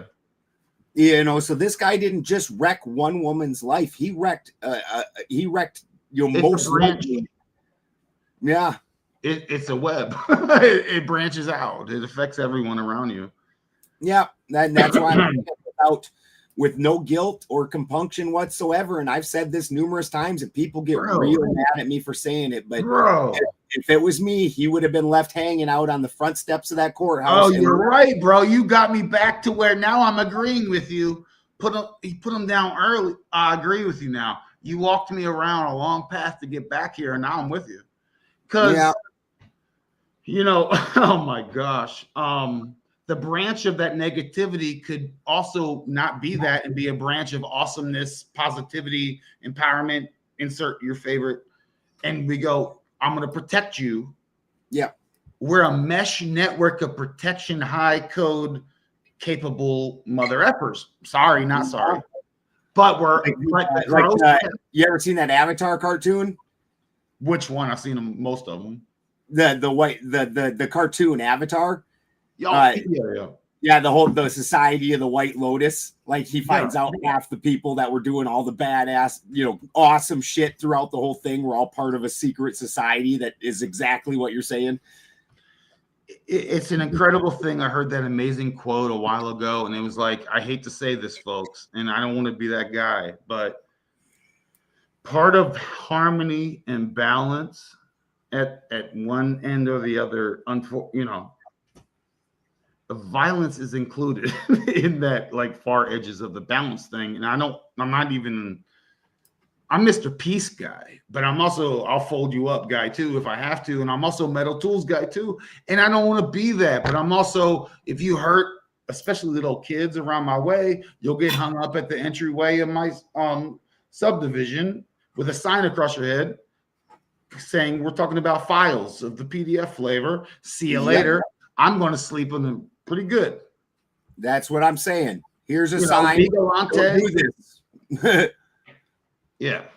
So, I mean, that dude, fuck, I've rocked with him for a good 6 months. Ben. I listened to his stuff. I looked up his stuff. I'll look up the books. I look up all the stuff. I go, man, of course, Rudolph. No, of course, Anatoly Fomenko. I have all his books. I read all his books. And this cat, you turn it around to Phoenix event talk. I'm in cycles of 138 years. I'm like, I'm listening. You have my attention. Let's break out the calculators. And all this, I'm in with you. But then to find out this son of a gun not only is hurt, did what we said that he did, but on the inside got involved with other shit, which I can't even get mad. That's why I like your testimony, because I don't want to get involved in the Aryan race and have to do all kinds of crazy shit. But I'm also not going to be some bitch too, That's what I'm saying. And the two things aren't required. Can you even be nice? Like, can you even be nice? Fuck. I mean, I'm trying, forgive me for interrupting, dude. Oh, you're right. No, I'm blazing too, bro. I'm blazing too, man. Yeah. Figure it out. But yeah, it's you just got to not be a bitch. And in my opinion, most of the dudes who join them gangs, they're just bitches. Like, they were too weak to stand on their own. Like, I didn't even even though I'm an Odinist, I didn't even go to Asatru prison. What is it? I didn't even do Asatru in prison, and that would have been a pretty natural thing for go hang out with the other people that follow Odin, and I didn't even do that. Really? Yeah. Oh, that would sound pretty. That would have been interesting. Yeah. Well, I'm not a real big fan of their stuff. I call it prison true, and it's just not something for me. I mean, I went to prison over minor marijuana shit. Yeah, dude. That today would never, this was a long time ago I went to prison. Today that would never do anything to me. Yeah, it's crazy. 20 years ago. I find it interesting. I don't know how you are so like 8 years. I've done military and all the armpits of in the very early first people touching ground. And I'm not a badass. I'm not saying that. I'm just saying I was there in places for like 4, 6, 7, 8, 9, maybe like 14 years, not all consecutively. And I couldn't imagine that being like prison and being as cool as I am right now. Like, prison sounds so. It's like camping. It's like camping with a bunch of dudes, but with no nature and all the sucky part of camping. Yeah. No, it's horrible. It's mostly extraordinary boredom. Like, to a degree you can't possibly imagine. And it stinks so bad all the time. All the time. The high security prison, they call it where I'm from, they call it Granite City, because it was at one point in time, it's like these 8-foot thick granite blocks that at one point in time were cut out of this riverbed and hauled by the prisoners to make the prison themselves. So that thing will sit and cook all day in the sun and turn into a kiln. And it's actually fairly cool in it all day. But by like 8 and 9 o'clock at night, that heat transfers through that granite and the whole inside just turns into an oven. And when that happens, coincidentally, at 10 o'clock at night, right when you're sitting there in a pool of your own funk and sweat, right below the prison is the John Morrell slaughter plant, which is a ham processor, a big ham processor in South Dakota. They take all the pig hair and pig skin and burn it off all at once from like 10 to 11 o'clock. And the prison is right above that building, so it floats right up into the prison. So you're laying there in your own sweat and foulness, and hundreds of other men of varying degrees of cleanliness doing the same. And then all of a sudden, burnt pig hair would just come rolling through the windows. And you're laying there like, and all of a sudden, like, just, oh, man. Not a good time. Yeah. No, thank you. And I also was in But the army. I was in the army for 6 years. Dude, these chapters, these are interesting chapters in our experience here, man. I always I always try and embrace that. Right now, I feel like I've been in my chapter of I need to get moving. Between 2025 and 2020 has been so interesting. You know, physically not what I'm used to doing. More chilling, and it's very strange. It's inward. And it's more ruminating, which is like I don't even want to ruminate. I just want to embrace full retardville where I go. You know, I don't want to ruminate and ponder things. Yeah, I get it. The time for action's coming. It's hard to hold that in. I think so. You feel it coming. You know it is. And sit stagnant when everything's building up is hard. Yeah, like luckily I 2017 I moved fully off grid. 2016, 2015, 2015. Yeah, 2015 I moved fully off grid. So I've spent the last 10 years now trying to be as absolutely self-sufficient as possible, trying to build a system that can survive even if the entire society around me collapses. That's incredible, man. That's incredible, dude. You do get some supplies from you supplement certain things. Yeah. No, I got to go to town and buy stuff. That's a fact. You know, just like my generator. That's why I left earlier. My generator ran out of fuel. I had to go down and restart my generator and all that crap. Refuel it. Dude, what do you think about wood gasifiers? You take gasifiers are cool as shit. And you make wood gas. Is that not cool, or is it cool, or what is it? They're cool as shit. They really are. And don't produce a whole lot of power. That's, when you're looking at these off-grid things, when people that live in the city look at them, they don't really understand our life. Most of these off-grid things, you're talking, they're probably producing under 2,000 watts, which 2,000 watts won't run a refrigerator. Like where the way we live, we typically we're running like a 3,000 watt generator, and like even my lights, in my house, let's see. Yeah. So this is our lights are flashlights that we recharge when we're not running other items, and so you don't really get that much power off grid. Like when all these things on the internet, when they're talking about like, oh, move off grid, don't pay utilities, live like and act like you live. Right. That's not true at all.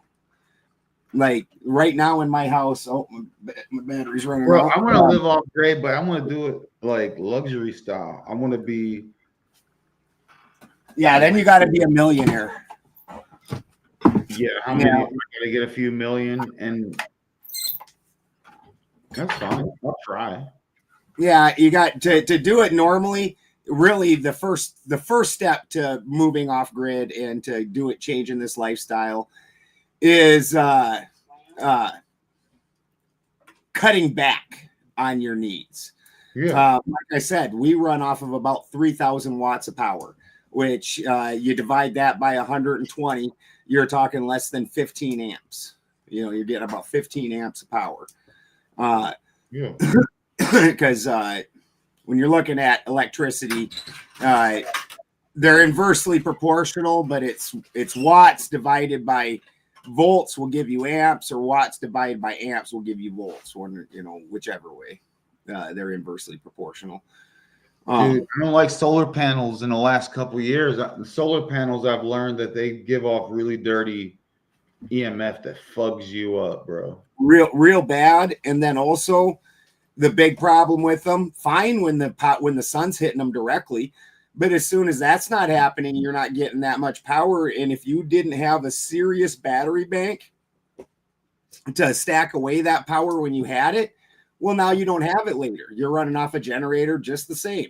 So what? You're going to spend $20,000-$30,000 to set up a system that only works a couple hours a day? That don't make sense. So now you got to go and buy a big ass battery bank. And the problem is in the current standard model, which is your lead acid batteries. Now they have new battery technology coming out, which would change things a lot. But under current technology, 90% of people are using a lead acid. And lead acid, there's only a 40% power transfer between the panels and the that goes into the battery. So if I have 100 amps, for an hour coming out of my panels, and that I'm only going to get 40 worth of that stacked into my batteries. Dude, do you have switch gears for a sec? Any weird animal occurrences outside at like night, or just strange anomalies? Anything? Like every day, basically. I would have to be more clear. Like right now, we got a mountain lion prowling us, fucking with us. For real? Oh my gosh, bro! I don't want to wrestle a mountain lion, dude. Yeah, we got mountain lions, bears, bobcats are the worst. Actually, the mountain lions. The mountain lions, mostly, if you tell them to fuck off, they fuck off. Not even kidding. You just yell at them, "Get fucked, you dumb cat," and then they'll make run noise. Away. Yeah. And the same with bears, mostly, both things, unless they have a baby with them, they probably are going to run away. Because I've heard stories of, man, some people walk around with a little like 22 pistol on their shoulder, or not shoulder, on their waist all the time as they walk around their yard. It's like, I don't want to have to do that. I want to be able to carry such a small gun. Huh? Why would they carry such a small gun? What are they trying to hold back? Or whatever. I mean, they'll shoot squirrels, they'll shoot coyotes, they'll shoot. West Virginia doesn't have bobcats, and they have black bears, but they don't have like cats, like predator cats. You know what I'm saying? Mountain lions and shit. It just doesn't exist in Appalachia. I carry a 30-30. I usually have a 30-30 by me. Yeah, I mean, you could have a 22 pistol and you're fine. You'll figure it out. You don't need big guns. You're in like more a big gun country. Yeah, I mean, the bears here run away from mountain lion off. You're gonna make it angry. Yeah, I mean, mountain lions do exist here too, but most things like black bears, I've run up on their nest. I've seen even their cubs in a tree. I'm like, holy shit, I'm really close. Poop everywhere, and I'm just really, really, really loud. Yeah, like, they don't want to be loud and ready. I don't want to be ready, but I'm like, I'm loud, but I'm also ready. I've had camper hiker friends going. They were laughing at me because every couple steps I'd pound my thing and talk, sing, say something really loud. Yep, that's the best way to move through the woods. If you're quiet, they come after you. If you're loud, they'll run away from you. Dude, I bumped into them by accident before. I bumped into all kinds of animals by accident. I will not try to. Yeah, you got to be loud. Dude, but I'm not trying to rear naked choke a freaking bobcat. That's not going to happen. I couldn't. I know. I've seen like different stories of people doing it, but I'm like, I'm scared shitless of mountain lions. I mean, don't get me wrong. I've faced them down a number of times, but I'm shitting myself the whole time. Dude, camping. Oh my gosh. So I'm a suburbanite. So I'm a suburban prepper. So the only experiences I know is mostly camping or military or whatever, but I always knew I find this fascinating. My only problem with being a prepper, and don't get me wrong, I was at that point also, is when I started doing minor gardening. And I started realizing, like, you can't prep to have enough water in your closet to survive anything. You can't prep enough food. Like, literally, you go to water a garden, and because I live off grid, I take. But I just try to buy myself 6 months, bro. I just need 6 months and not starve to death or drink no water. Right. Yeah. It's just I don't. Once the system goes down, I think it's going to be a very long time before we see anything resembling a system come back. And I would like to live a fairly normal life during that time, you know, on a par with where I am now. And so in order for me out of that, me too. Yeah, you know, so in order for me to do that, I need to understand that I've got to have access to water all the time. I've got to have access to recurring food sources. I've got to have access to cannabis. I've got to have access to tobacco, and I've got to have access to fuel. Could you imagine not having cannabis for a long time? Like, come on, man, please. No. Why did I even survive? Just take me out now. I have grand mal seizures without cannabis. I really don't want not Wolfta. Well, something for me in reference to that, I've really embraced hiking and multi-day camping, and I've embraced anytime a storm or power outage happens at my spot, what can I trim down or whatever, and only I need to take like power of or whatever, right? I strategically, I'm just going to tell you this, Benjamin. Let's just keep this between us. When I was researching lines of drift and things and all that prepper books and thought process or whatever, I specifically chose Georgia. Just the bottom tip of Appalachia, and I did so looking at lines of drift. You got, you know, maybe 363 miles on a full tank. Not everyone's got a full tank, and then they got a boom boom, and I'm prepper and all this stuff, right?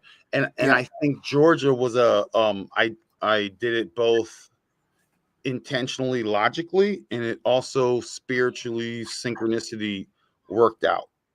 Like, other doors closed and this one open. So I say all that and go boom. Prepper style.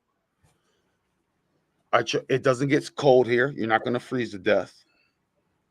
I just bought this morning, actually, my lamb sheep guy. I bought all his milk, all the meat, ground lamb, ground sheep. I bought everything. So what's the point of all that? I mean, gosh, guys, I think the interesting times are going to come. I'll just put it that way. Yeah, no, I applaud what you're doing, 100%. I wasn't trying to criticize or, you know, anything like that. Just at some point, I went. So that just like what you were saying, this is part of why I moved from South Dakota to I live in Humboldt, California right now. I can literally grow food 365 days a year here. I have three water sources just on my property 365 days a year that are consistently running. They're fresh springs. It's you know, I got availability. We've got a really nice wood stove that provides heat, and then also it's a cook stove. It's an actual oven. So I ordered this thing from Italy because it's got a really nice oven in it, and then you can pull these levers that make the flame go around it in certain ways to make the oven heat up specifically and whatnot. Oh, dude, Benjamin, one of my coworkers years ago, this was like 6 years ago, he had a wood burning stove that you could also cook stuff on, and it has all these pipes that go with it to point it outside, cast iron. And I was like, I kept procrastinating and I never picked it up. He wanted nothing for it, $40. Oh, man. This thing's like hundreds of dollars. And I would use it in my, like to heat and cook on. Stacy Sunshine. It's one of my Stacey regrets in my life. Sunshine in the chat. One of your wrenches there, Stacy Sunshine, is cooked on my stove. Stacy Sunshine. What? Yeah, she's been to my house and cooked on my stove. What? Yeah, I'm not jealous. Yeah, she came to when I spoke at Flattoberfest in Vegas. She came and hung out for a little while afterwards, and she's been to my house. Okay, Stacy. Yeah, I didn't know. I'm not jealous one bit at all that you cooked on Benjamin's stove before you cooked on my stove, bro. Like whatever, man. Yeah, she's been here. She's been to the farm. She's seen all the animals and my wild ass farm. That's awesome. See, like folks, to you know, to everyone else listening, like a lot of cats here, it's very interesting. Really high vibe, good people. Like Stacy Sunshine has been sporting. She's been coming through and just rocking with us in the most open-hearted way. So like we got real mother efforts that rock and hang out with us, man. Sheesh. Just had to say that, Benjamin. But yo, yeah, you seem to have an excellent crowd. Mm-hmm. Yeah. Different people come and go, but you know, all I can be as authentic as I can be, even with my own. You know, if you don't think I'm, you know, who's not wrestling with a couple cognitive dissonance, but the point is to untangle those Gordian knot and go, hey, everything is externally from me is not. I can't take that for.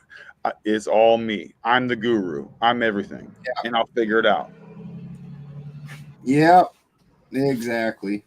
You're the one that has to pass you're the one that has to pass the test. Yeah, is this a test or is it like a paradise? I feel like it's we're on the oneness wave, and they're like, dude, you just won a vacation to freaking Midgard where you get to either make it super cool or super sucky, up to you, and see everything. It's like, okay. Yeah, see, I for me anyways, I think it's a test. And a test. I think so too. I think we end up becoming end up becoming like a little g god. You know, you end up becoming something more, and the gods that were before us became something more. And you know, something very profound that I heard recently that really helped me, Benjamin, is, and by recently I mean, I don't know, the last 3 or 4 months, stuck with me. This woman was saying amazing things, and she said, you have regrets. We all have regrets. We all were like, shoot, I should have zigged instead of zagged. Okay, no problem. You honor those regrets. You don't have to. You honor them and go, dang, those were regrets, dude. And then you know, keep going. You know what I mean? Like you don't ignore them, block them away, or whatever. You honor them and go, yo, I can't believe I did that instead of that. And it's fun. And that is a little bit lighter. Like at that point, you take a moment to do that, to think about it. What's your cringe moments in your life? I have so many cringe moments. I don't even. You guys have heard enough of them. I'm too open out here. But you deal with those cringe moments. And you go, oh my gosh, and then you honor them, and you can giggle at them later. You laugh at them later, and you're lighter. Yep. You know. Well, you know, and it's when you're embarrassed by yourself, you can't change yourself. You can change your past. You can change yourself, not be that guy anymore, and learn from it. But you can't change your past. And if you're not willing to settle with it inside yourself, then this is how you end up like where we started out with some of these guys that we were talking about at the beginning, where they didn't go through that. Archaics, he didn't go through that. You know what? What you did was horrible. The system doesn't work like I think it should, and you now have another chance. Why didn't you could have came out and been a real dude and said, you know what I did was horrifying. horrifying, and let me help make the world not like that anymore and be at peace with it. But there's a road to redemption for all things, is what you're saying?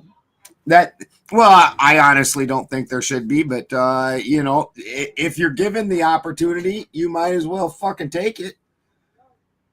I wouldn't have given him that opportunity, but he was allotted it by society, and so he should definitely have taken it, and he took and went the other way with it. I'm gonna share some more inside info. Gosh. About 10 years ago, a kid that I was raising, my son-in-law, my stepson, he's a real one, and he knows what's up. And he told me his one of his classmates, girls, we're talking 6th grade, 5th grade, 6th grade, got snatched up. And I said, wait, what?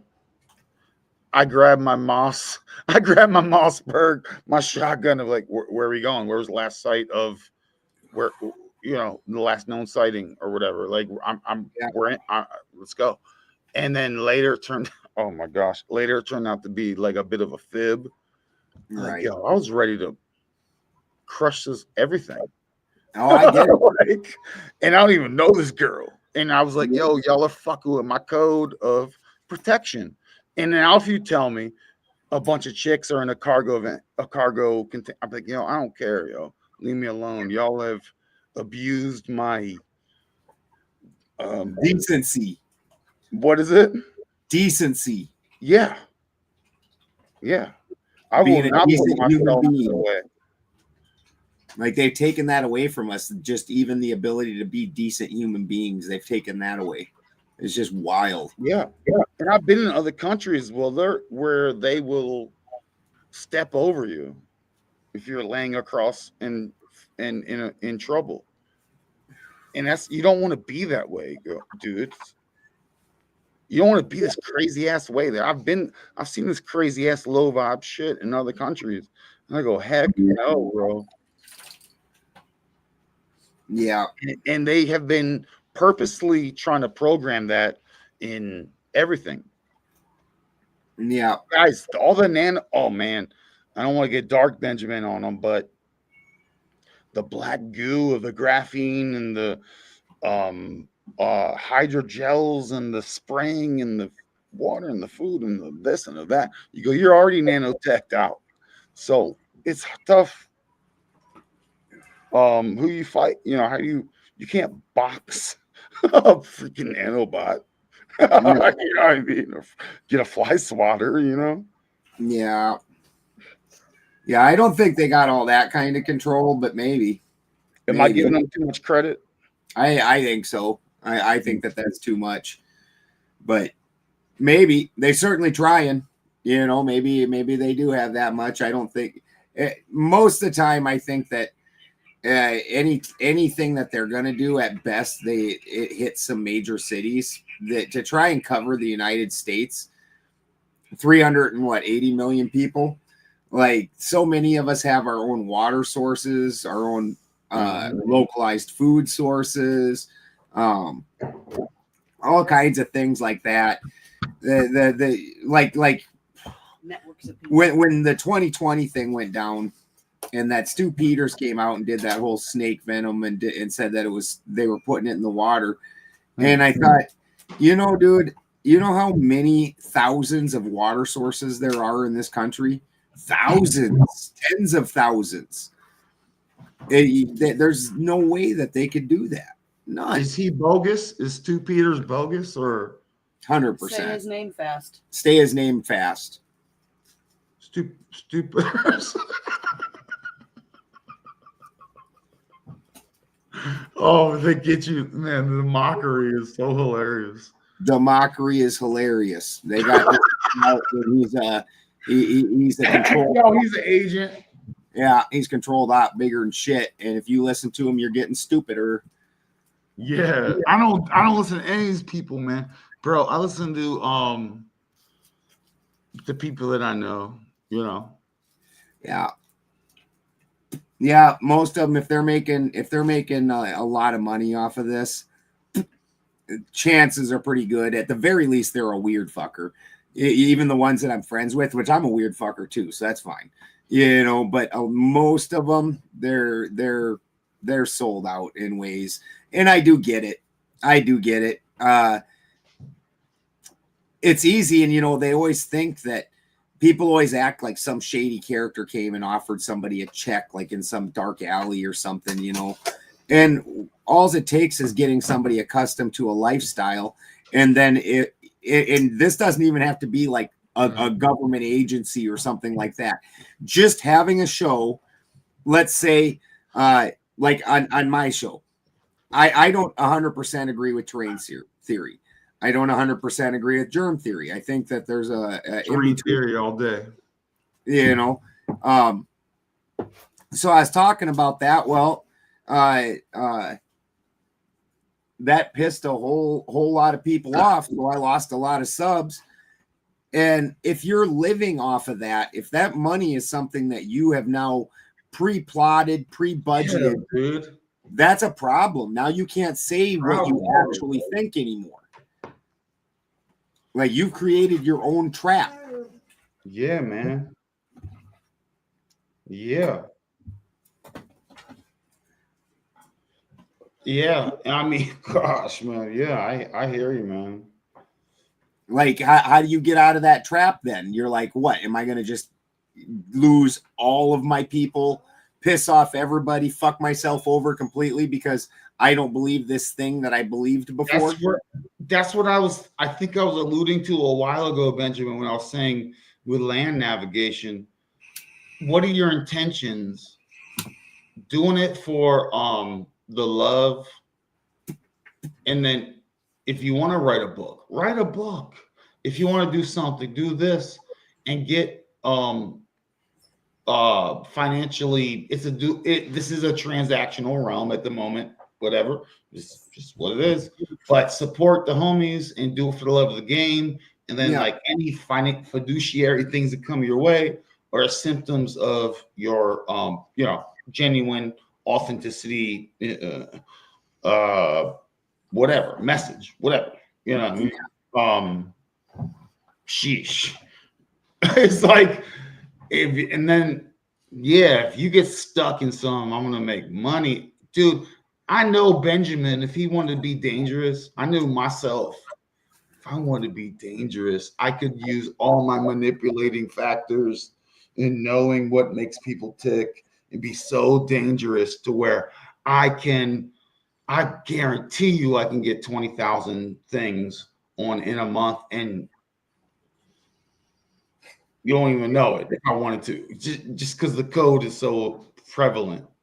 So you got to support these these underground, everyone out here that's real ass cats, man. You know, like, yeah, you really do. They really do. And then they complain when those people aren't around, but then they also don't support them. It don't make sense. Yeah, it don't make sense. I loved a couple years ago, I had Brandon Thomas on here, and with expanding reality. Okay. And he was so amazing. And he was like real simple, value for value. In my opinion, I tip everyone $1 everywhere, every single place I go. I get a coffee, they're getting $1 from me. Anywhere I go, people are getting $1 from me. You know, you have these, if everyone just pitches in like 50 cents, $1, yeah, it supports, something. And not so someone doesn't have to give $80. No, everyone just gives like 75 cents. It's fine. No, we got we're getting a pretty good crowd over. We monetized like 3 months ago or something. Let me monetize, and people have been pretty supportive. I'm gonna get a new microphone and a soundboard because of it. Nice. Yeah. So they've been pretty supportive. It's been pretty nice. We get at least a couple super chats every show, it seems like. You deserve it, man. You guys deserve it. You guys are cool, man. It was so hilarious is in some of my crowds, I used to rock in a lot of crypto related crypto bro stuff, right? And when things are rocking and rolling, dude, these people are super chatting. Lord, good Lord, forgive me. $500, $1,000. These people are made like I watched one of the homies of mine. I never got nothing, but whatever, you know. Like 30 grand in one 4-hour sesh. But these are crypto bros with Andrew Wilson does that. Yeah, and it's very like holy cannolis. It's like food. But I also reminds me, it just reminds me when I think of that, an image of like a evangelical pastor dude who's running up and down stage on TV going, and you're whatever. It's the same. Yeah. A thing to me. I don't know. It feels similar. No, Andrew Wilson's like that, and legitimately, he's an Orthodox Christian. He's getting the Christian donations. He's out there. He gets a lot of the incels. Guys, mighty gemstones. Oh man, the guys that are very angry with women, and them incels got money. That's the thing that I know. The other group makes fun of them, but they don't realize how much money because single dudes living in their mommy's basement have money. Like, it don't take much of a job to have spending cash when you have no bills. I think living in your mom's basement, crushing it is actually not that bad. If you're like 35, who cares? If you want to check out, who cares? Don't forget to do your push-ups, but also, man, mom always has cool snacks in the fridge and like, like do laundry for you and you don't ask. You're like, wow, why did I ever leave? That's what I got a wife. That's what I got a wife for. Yeah, she sounds awesome, man. I listened to your wife the other day on on Sarah Tomato. Yeah, that was her first time. She's been kind of itching at it and piping up more, and so she had Sarah was having a ladies' night, so Christy got on there. It was pretty cool. That was fun. Yeah, she's awesome. It's guys, they don't realize, you know what? Pretty much every girl sucks a dick. And you know what? It's good every time. You're like, yep, like getting my dick sucked. Every girl has a vagina. Yep, like putting it in there too. That's not a distinguishing factor between an awesome woman and a not awesome woman. When you start looking at the thing that you truly want is a loving mother. Somebody that's going to take care of you and do the things that you need done and be there for you. That's the things. And then also your kids and your grandkids. And that's the important factors. All the girls were going to do that other thing. Super worthless girls will do that. Like, they're good at it too. Like, don't use that as your distinguishing factor. Dummies, go find a woman that will take care of you, that will appreciate the world you're trying to build and be like, hey, let me help you with that. Like, don't pick these destroyer women. That shit's insane. Yeah. But like, Benjamin, let me ask you, watching the internet, and that's not a true temperature gauge of the realm. I go outside and I talk about it, but watching the internet of chicks, wives going, every time my husband gets sick, it just gross. It gives me the ick and it's gross. I don't want to take care of him. And I'm thinking to myself, what? Because I would stand in front of I would destroy anything that comes in anywhere near this household. And you don't want to, you feel icked when I'm illin'? Like, get out. And that's on internet, Benjamin. What do you think about that? I think that those women are disgusting and narcissistic, and they're in no way should be in a relationship. I think that that's pathetic. I think that even when you real or silent? Oh, I think that's real. That women today have been told that they don't have to do anything. That they're basically their presence is a gift to you, and you need to worship them, and that they whatever is going to make them happy is what they get to do, and you get to take the responsibility for everything. And that's absolute insanity. Accountability is the kryptonite to, and I'm not here to beat up on women. You guys know, no, this ain't the beat up on women section, but hey, man. Well, the thing is if you ask me on the other side of it, why a lot of the reason women are like this is because there's no strong men out there. Women are much more malleable than men are. They will adapt to situations. And when women, like because if you listen to the red pill guys, they bang on about how women are they seek the men of power. That is the thing that they go after.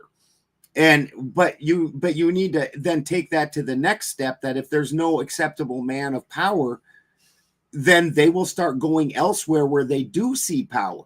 And where do we see the power displayed today? We see the power displayed today in these extreme liberals. And so you see a heavy lesbian section, things like that, where if you got men that were competent and were loving and were strong, all of a sudden these women would start changing their minds real quick.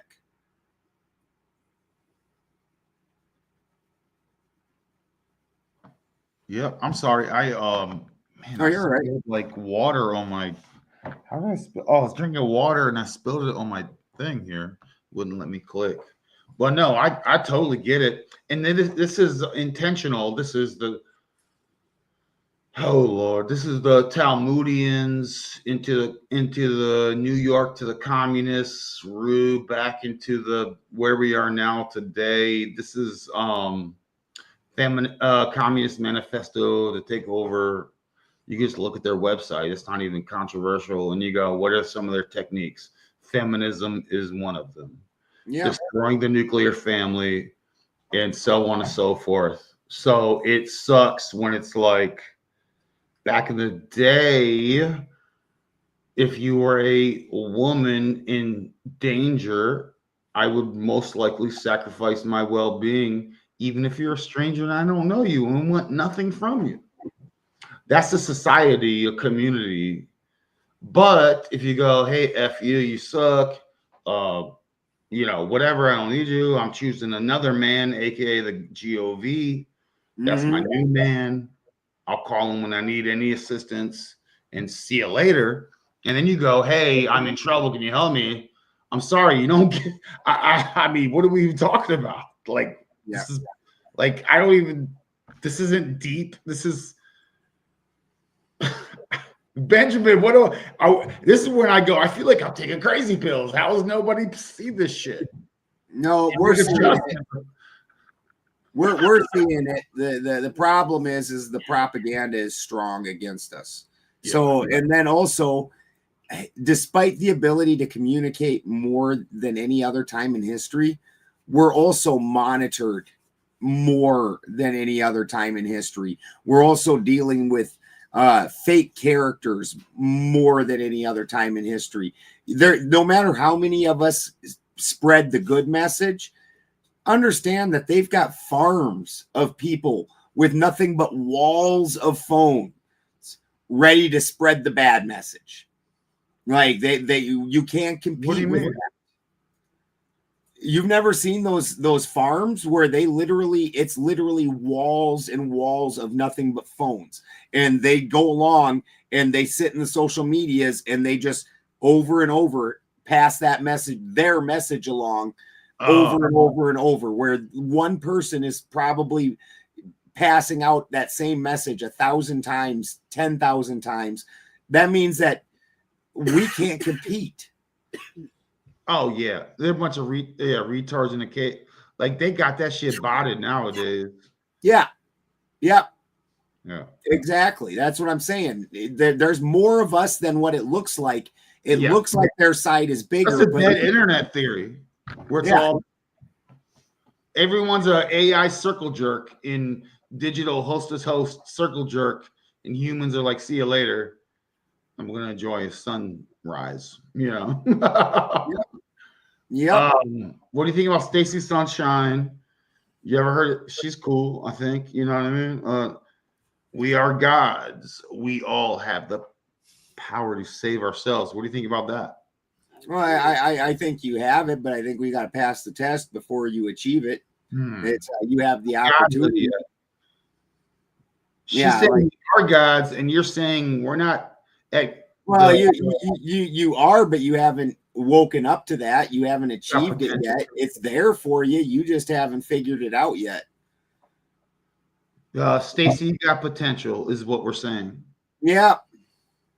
Yeah. Yeah. Women will adapt themselves into insanity. You're malleable, and it's a boiling frog, and if it's a bad feeding cycle of toxic to feeding this and that, yo, what a horrible whirlpool to be stuck in.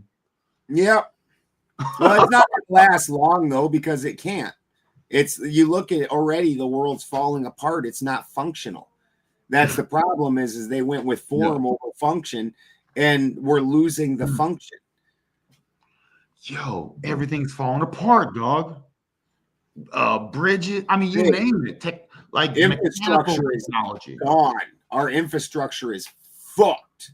This morning, it renewed my feeling of humanity.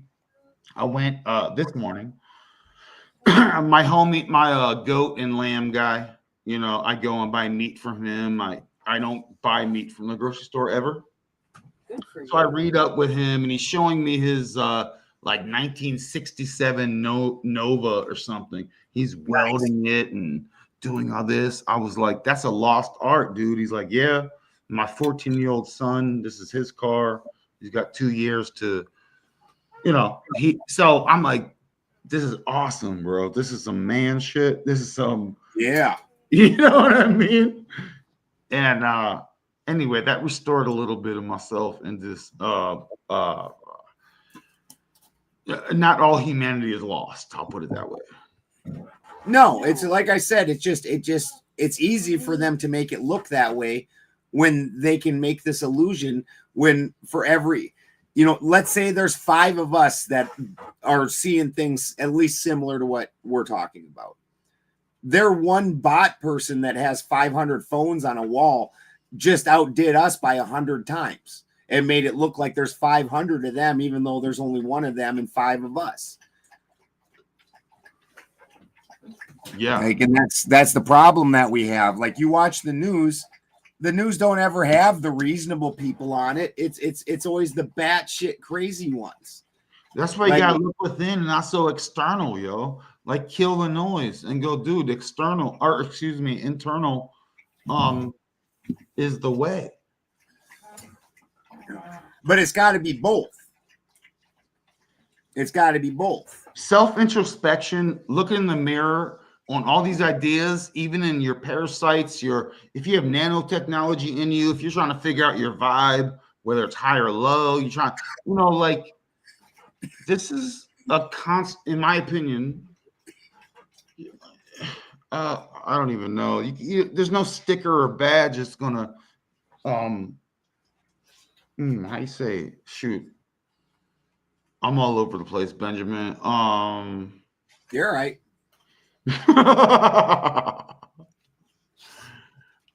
You'll know them by their fruits. You've been on weaving spiders. You know how it goes. Yeah, I mean, you'll know them by, you know, you'll know yourself. I've been so this is the most lethargic I've been in the last 5 years. This last half a decade, and I'm still going hiking and camping and pushing it and things, but they've been manipulating our energy like since 2020. They planned it that way, and they said engage, and they are doing so much crazy sheesh. Food, air, water, materials. They're fucking nanobotting everybody out here, working on frequencies and shit. You're like, yo, for me, what can I do about it?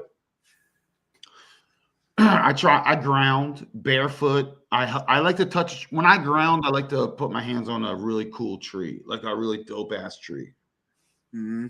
And I introduce myself. Anytime I walk into a forest, And Benjamin, earlier when you first started talking tonight, I went to a new forest here in Appalachia.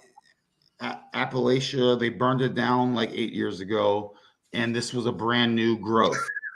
So this forest mystically was a young, mischievous. It had mischievous sprites.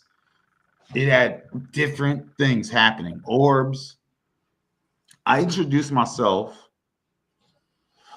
Before I walk into this forest, I felt it. It was young. That evening, we camped next to a spring, and I can tell you, they were after my friend. You know what I mean? And they could not mess with me because I was like sprites, orbs, whatever, portals. Fuckery. Yeah. Because my homie was vulnerable. You know what I mean? And you know, what does that mean? That means I think there are entities out here. These were minor sprites and minor orbs and minor, you know, things. For sure. But I think having respect for anytime I've ever walked into a forest, I like to introduce myself and at the least high five the leaves. And you go, that's silly. And I go, yeah, okay. But it's always worked out, no matter what's happened. Somehow it's always worked out for me. No, I got my favorite forest, that's for sure. Where is it? My favorite, there's a spot between myself and where we go grocery shopping. And it's just north of the Founders Grove, probably a half mile or a mile or something. And it's just got the most amazing redwood trees, and it's really isolated. There's almost never anybody in there. I can let my dogs out without chains. Just an amazing spot. And those trees are so giant and so cool. I wonder if our tree tipped in this. Oh, yeah. Good question. There's one that's I've been tracking for a couple of years now. It started tipping over. And, you know, it's a giant redwood. So when it tips I hate that. Yeah, it sucks. And then at the same time, it's not like other trees, they fall over overnight. This thing's taken years to fall over. It just keeps getting a little more and a little more. And yeah. We're wondering if this last nasty storm, because despite me having power and stuff, nobody around us has power. Like, it's flooded out here real bad. It's storming real bad. Really? Right now? Yeah. Yeah, there was a sheriffs out rescuing people with jet skis and shit. Really? Yeah, Northern California got flooded bad. Redding, Shasta. I live in Humboldt and Shasta County got just piss hammered. We lost whole roads. Towns are completely under. Redding, like, it flooded out the whole water system under the town and burst it. So then that added to it. There's parts in that town where they're walking around in town and the water's above the rescue workers' shoulders. Wow. Oh, ecolocution is about to spark up for the first time in 9 weeks. I will join you, sir. I will finish off my what are we doing? fresh frozen dab I was taking.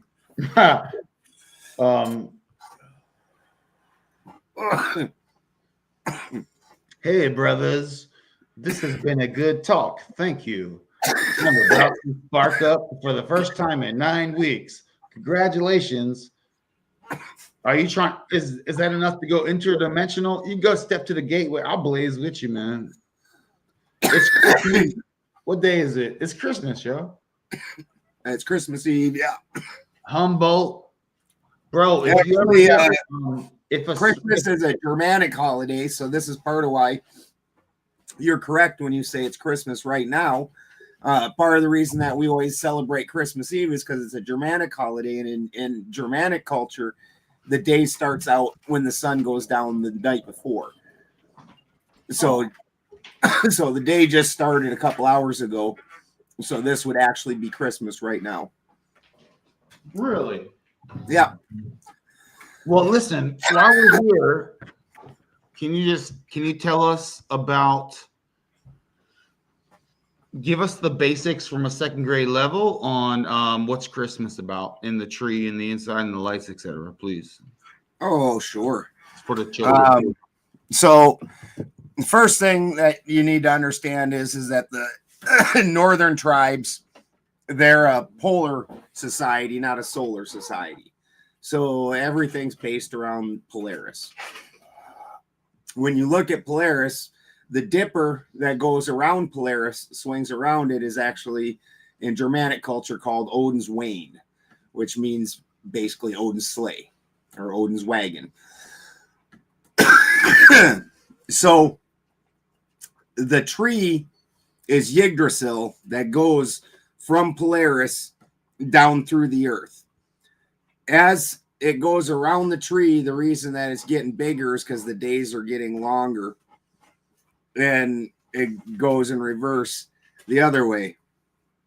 The reason that the everything has a red and white motif is because they're all ingesting Amanita muscaria mushrooms. The reason that the reindeer fly, which the reindeer, the 8 original reindeer before they tagged on Rudolph, was because it's Sleipnir, again, Odin's 8-legged steed. So they turned it into 8 reindeer. The reason the reindeer fly is because the reindeer ate the Amanita muscarias. They enjoyed tripping so much that they pissed in their mouth to trip a second time after their body has partially processed it. What? Yep. Well, I never heard that one before. Yep, that's why them reindeer are flying, is they are tripping balls with everybody else. And what it's all about is just the return of the cycle. It goes all the way up, and then it gets down, and the days get bigger and bigger. And so starting tomorrow, the sun will be slightly longer than it has been for the last 3 days. And we're going to get the bigger days, the bigger swing. It goes around the tropics of Capricorn and who's the other one? Cancer. Yeah, it goes between the tropics. Folks, catch up. But I mean, man. Yeah, it's all a Germanic holiday that they ported over in order to try and take over the northern tribes in an Alexander the Great type situation, where it's okay to let people keep their customs and whatnot, as long as they're paying you their taxes and you know, throwing your name out there. Yeah, I still like the tree. A part of me wants to bring a live tree in a pot, but I usually buy live cut they're dead, but I'd rather have a tree that I put in a pot where then afterwards I plant it in the thing. I mean, and so the idea behind the on the tree, the star on the top of the tree is Polaris. Yeah. And then, the tinsel that swirls around the tree is mimicking the path of Odin as he swings down around it, Oh. And then, again, you're re-symbolizing the world tree. And then the reason that you're putting them other decorations, including little cookies and things like that you're hanging off them, is because you want the land whites to also enjoy in the celebration of the return of the sun, that the days will start getting better and bigger, that winter is not going to eat us. Yeah, it's like offerings. The cookies and milk thing is like it's kind of like offerings to bring. Hey man, can we get some sun soon? it ain't so sunny over here. Well, and then you understand that the land whites have also been suffering through this. Like they also, this is literally, the longest. We're at the longest hours of winter. Starting tomorrow. Yeah. The days will get longer again. And we really heavily feel that where I live, because for somewhere around the beginning of November, So the sun does not touch my house anymore because I live out in the mountains On the north face of the mountain. So the sun's back here. And until the sun comes up, it's not going to ever hit my house, which is down here. So the sun is hidden behind the mountain up there every day around right now. So my house is in the dark 24 hours a day. And yeah. And I've got 100 foot tall trees out front. Well, you can see the line where the sun makes so for the last however many months, that line's been going up and up and up and up. And now that line will start coming down and down and down. And then we start kind of celebrating when the chicken coop down below here, when the chicken, we'll look out one day and all of a sudden the chicken coop will have sunlight in the chicken coop. We're like, yes. Yeah. My friend, my childhood friend, he's my alchemist. I trust him with all things alchemy related. And he was here in North Carolina, like an hour and 15 minutes from my house. And he had a here in we always try to look for a southwest facing piece if possible. But you could also have a property on a cliff where you ain't seeing the sun for a minute. Mm-hmm. But my homie, he lived nearby. He's my alchemist. We would get some good sun and while out and have some good snow. We get snow. Like it'd be crazy, dude. But he was renting. And so southwest facing is a big deal. It got to the point where we couldn't drive. We had to walk, and walking was sketch. That's what, like, Appalachian people are built very hard. Yeah, mountain people, period, are. Mountain people are hard. I rent cabins in like Blue Ridge in my area, and I see people. You have a road, folks. If you deviate from that road, you're off the cliff and you're see you later. Never, I'll never hear from you again, ever. See ya. Bye. Same here. So, on a rainy day, you still have people on their cell phones and whatever. And the next time when I come back from the grocery store, they're off the cliff. The only thing that saved them is their hood is balls deep into a trunk of a tree. Yeah. Yeah, see, look, Stacy said same with the roads at Ben's. And I saw earlier you asked how our roads are. They're wrecked, Stacy. Wrecked. People are Stacy. Okay, yeah.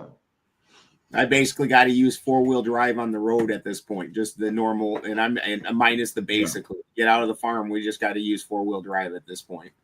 Yeah. And there's a culvert that I'm not sure is going to last the Bro. winter. We have to drive over the one up above. The one by Dorothy's? Yeah, I'm not sure. Yeah, we got a couple culverts that we're not. The county or the state is replacing our roads, even though they're private roads up in where we live, because of the whole cannabis thing. And so they're going in because all the growers, they went in and busted all these growers and everything got trashed, and they're going in and fixing them. But that's like a 3-year project. And they're on the first year of it, which means they're just basically going around and looking at it and drawing up plans for it. So we're not trying to replace these culverts. It costs us like $10,000 to replace a culvert, and the government's going to come in and do it. But we're trying to stretch it out in between then. But there's some of these freaking pieces of road that are just ready to just drop off the mountain right now. Oof. Yeah. That's sketch, man. Yeah, no, it's real bad. It's real bad. The first year we moved here, dude, the culvert right next to my house over here, that thing collapsed while I was on it. You know what I'm saying, dude? Oh, yeah. I get it. Oh gosh. I looked over at Freddie Badger. Freddie Badger was with me. He's a musician on YouTube. And I looked over at Freddie, and he was staring at me. I said, "Gotta go!" And I just stomped on the gas, and it was like, "Gar, gar, gar, gar, gar, gar, gar," and we got out of there. Holy shit, that was wild. Dude, you ever? I mean, I'm gonna get like the most fearful I've had. Well, I've had a few. driving in this winter time in Pennsylvania is so sketchy. Like out in like outside of Pittsburgh in winter bad conditions is praying every I don't care. You're an atheist, cool story. You're going to be praying to something. It's not, because that is so sketch. And then I was even in what's that place in Germany where they had the like Winter Olympics?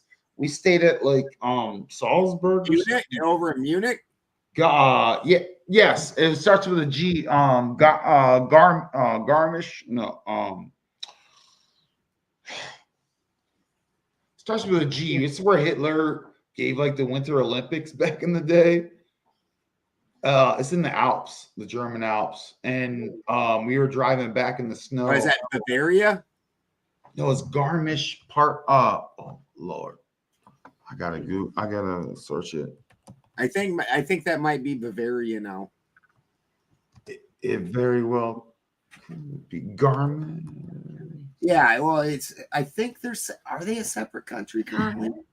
Well, Austria's it's Garmisch Parken. It's this. I'll put this in the chat. Yeah, good luck. It's a German word. It's a German word.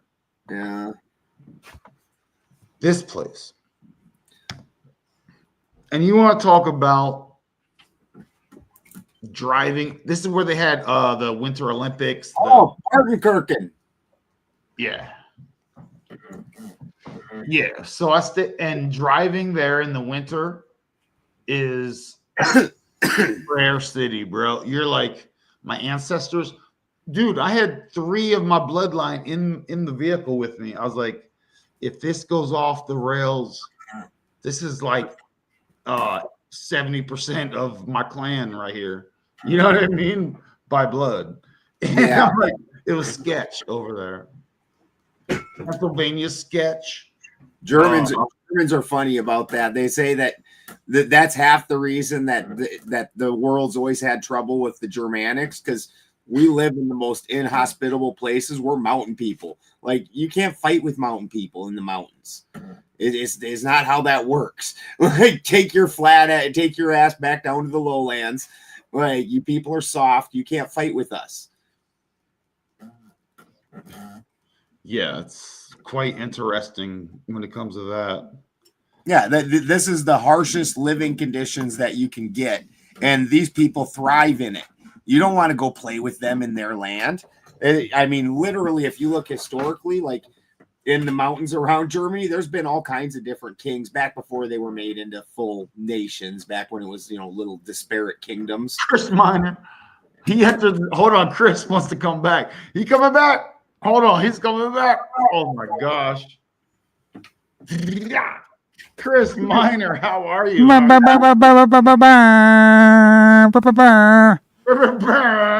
Bro, have you been listening to us? Yeah, I've been in and out listening to the chat while we were trying to light one of our little what's it called, little grills outside that we have. Dude, this is a marathon Ronin experience tonight. Is that bad or good? This is probably one of the longest episodes I think ever done. You came back. I apologize for this. This is the Balderson effect. I learned this from the Vegan Spiders. We don't even know how to do a show that's not 4 hours. We don't. Yeah, you guys do long shows sometimes on Tuesdays. You'll stay up all night chatting, which is awesome. And what people don't know is then literally when we hit end, then we're just like, we go and pee, and then we bullshit with each other for like another 3 or 4 hours. like we are literally like 1 o'clock in the morning. I'm like, night, Margaret. Well, Ben, we are always looking for 1 subscriber to our Patreon for a full-on life coach. You too can have life coaches. Us, it's only $10K a month. USD. Or whatever. So that's our deal, Benjamin. We only need 1, just 1. Our deal is we're trying to sell Alan Marcus for 2 Bitcoin. He is a high value man. He is. Bitcoin for what? We're auctioning him off. What do I? Okay, I'm thinking about it. What do I get out of it? And Alan Marcus. For how long? I believe it's permanently. Permanently? Yeah. Oh, that's almost, now we're talking, dude. Alan Marcus permanently. Yeah, it's a good investment. I believe when the time of gods and titans comes back, Alan Marcus is going to be the new Argus. He's going to have some upside. So there's upside to this deal. Yeah, he's going to be the new Argus. You're going to want him around. Okay, what's he going to do in the meantime? Is he cool with? Is he good? I mean, are we going to remodel this? Are we going to buy a? He is a computer. Huh? He is a computer wizard. Oh. And also, if Jehovah's Witnesses or Mormons or anything ever show up at your door, you can sick him on them. By the time he's done talking, they won't know what the fuck they're doing. They will. He repels all vampire. Oh, he repels vampire. Yeah. Ooh. For 2 Bitcoin. Oh man, kind of go. Talk to me in April. I'll buy them half a Bitcoin. It's half a Bitcoin to get into the bidding. And then 2 Bitcoin minimum. You might get outbid at the 2 Bitcoin though. So you gotta be the way these guys do business, Chris. But I'll tell you what, at the same market, Chris, would you step up to be on the same auction block? Nah, you can't auction me, man. You can, no, but do you think you get more than Alan Marcus? I'm fairly sure if Chris has done drugs and had sexual intercourse and done other degenerate things, Marcus is a pure. He's a pure boy. He's a pure boy. Chris, you gonna take that, bro? No, I agree. I think Alan is a pure. Drugs. I touched the pussy. I done the drugs. I've been to prison. I'm also devalued. And just so everyone knows, up to the ladies. Depends on whose hair would you rather brush on a Tuesday night, Christmas Eve? You're just gonna brush a gentleman's hair. Is it gonna be Alan Marcus? Why does he sound like a basketball player? Or is it going to be Chris Minor? Who would you rather cuddle with on a Christmas Eve? Alan reminds me of Tom Green every time I see him. Dude, no. You're almost right. Almost right. No, who he is Trevor Noah. Trevor Noah. From Whitest Kids You Know? Yeah. I know you're talking about. He is Trevor Noah, dude. Like, it's scary when you see him without a beard. If you look on his alanmarcus.com page and you see him without a beard when he's younger, you're like, oh, why the fuck are you Trevor Noah? I thought he was wizard the full time since he was 4 years old. He was one full wizard until now, the whole entire time. That's what one would assume, but there are, at least rumor has it. Yeah. Rumor has it that there are videos and pictures, very old ones of him with somehow without facial hair, though he does still have the long hair. And he was a former Calvinist, if I'm not mistaken, right? Yeah. He doesn't have Chris's bright blue eyes though. So I mean, Chris got that going on. That is very true. Yeah. But I mean, he's a pure boy. Yeah, he's pure though. You're not gonna beat that. He's untainted. That's high value. High value. Certified. I'm gonna need I got 7 kids. I got 8 grandkids. I'm bald. I'm married. All my joints crack. I've done drugs. Been to prison. I'm not worth no 2 Bitcoins. A seasoned life vet. I think we need to, Ronin. You should be in the running for this because you're the one without a significant other here. What do you mean? We should be auctioning you. Yeah, totally. You got a lot to give. I'm so high maintenance, though, ladies. I'm so high maintenance. It's ridiculous. How so? Marcus is not. See, he only requires he requires recoolist.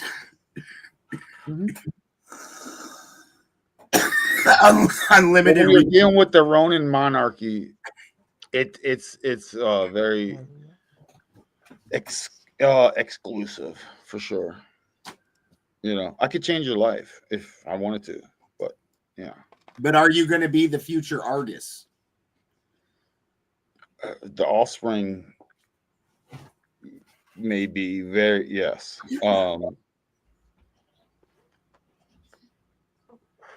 Because Marcus knows everything. Does he though? Or he knows how to find it. I'm not saying he understands it. He knows it though. Dude, I respect someone who pretends that they know what's going on. I try my hardest to do that myself. Well, knowing it and understanding it are not the same thing. But you could play it off like I understand it, but not explain how or why. You could just He don't even pretend like he take your way understands. around. He just lists the things as they are and then shrugs his shoulders. Dude, he does not make too many judgments. I embrace the concept of not answering or saying any noise at all with my mouth at times. No, he does like what you did earlier with the archaic story, where you're like, I am parroting information. I'm not putting my own personal judgment into it. I'm saying what the information is. That's what Marcus does for the most part. 90, and he knows about everything. Yeah, and I wasn't trying to be a bitch ass like no, if you got a problem. No, I was literally doing that. So I appreciate that. I was just parroting. No, it's good to understand when this isn't your information. You're just repeating something else, saying I'm not co-signing this shit. I'm just stating this is what is said. Yeah, and there's a touch of telephone game, but dude, I like why does he remind me of a flipping NFL running back? Alan Marcus was a running back, right? Or am I crazy? I think that was the name of an NFL running back. Yeah. Yeah, I do too. And it just reminds me of that. But he's a wizard. And my wife is over here saying, yes, it was definitively. And us three assholes are like, the men were like, I think so. It sounds like a black guy name or something. He doesn't even know sports, football or something. Marcus has talked about it enough times. Don't correct us in public. Yeah, don't like manly. Know more about manly stuff than us. We don't know about sports ball. Hey, we're trying to present ourselves to the YouTube world that we know all kinds of stuff. I don't ever pretend like I know about sports particularly. Like I don't watch I'm tempted to start watching the Vikings just so my dad and I have something to talk about. The Vikings? Which one? The Minnesota Vikings. Oh, I was thinking about all the TV shows about the Vikings. No, my dad always wants me to talk. Like no matter how many times I tell him I haven't watched football since the 90s, he's like, that's what he tries to talk. Oh well, you see him this year, and I'm like, no.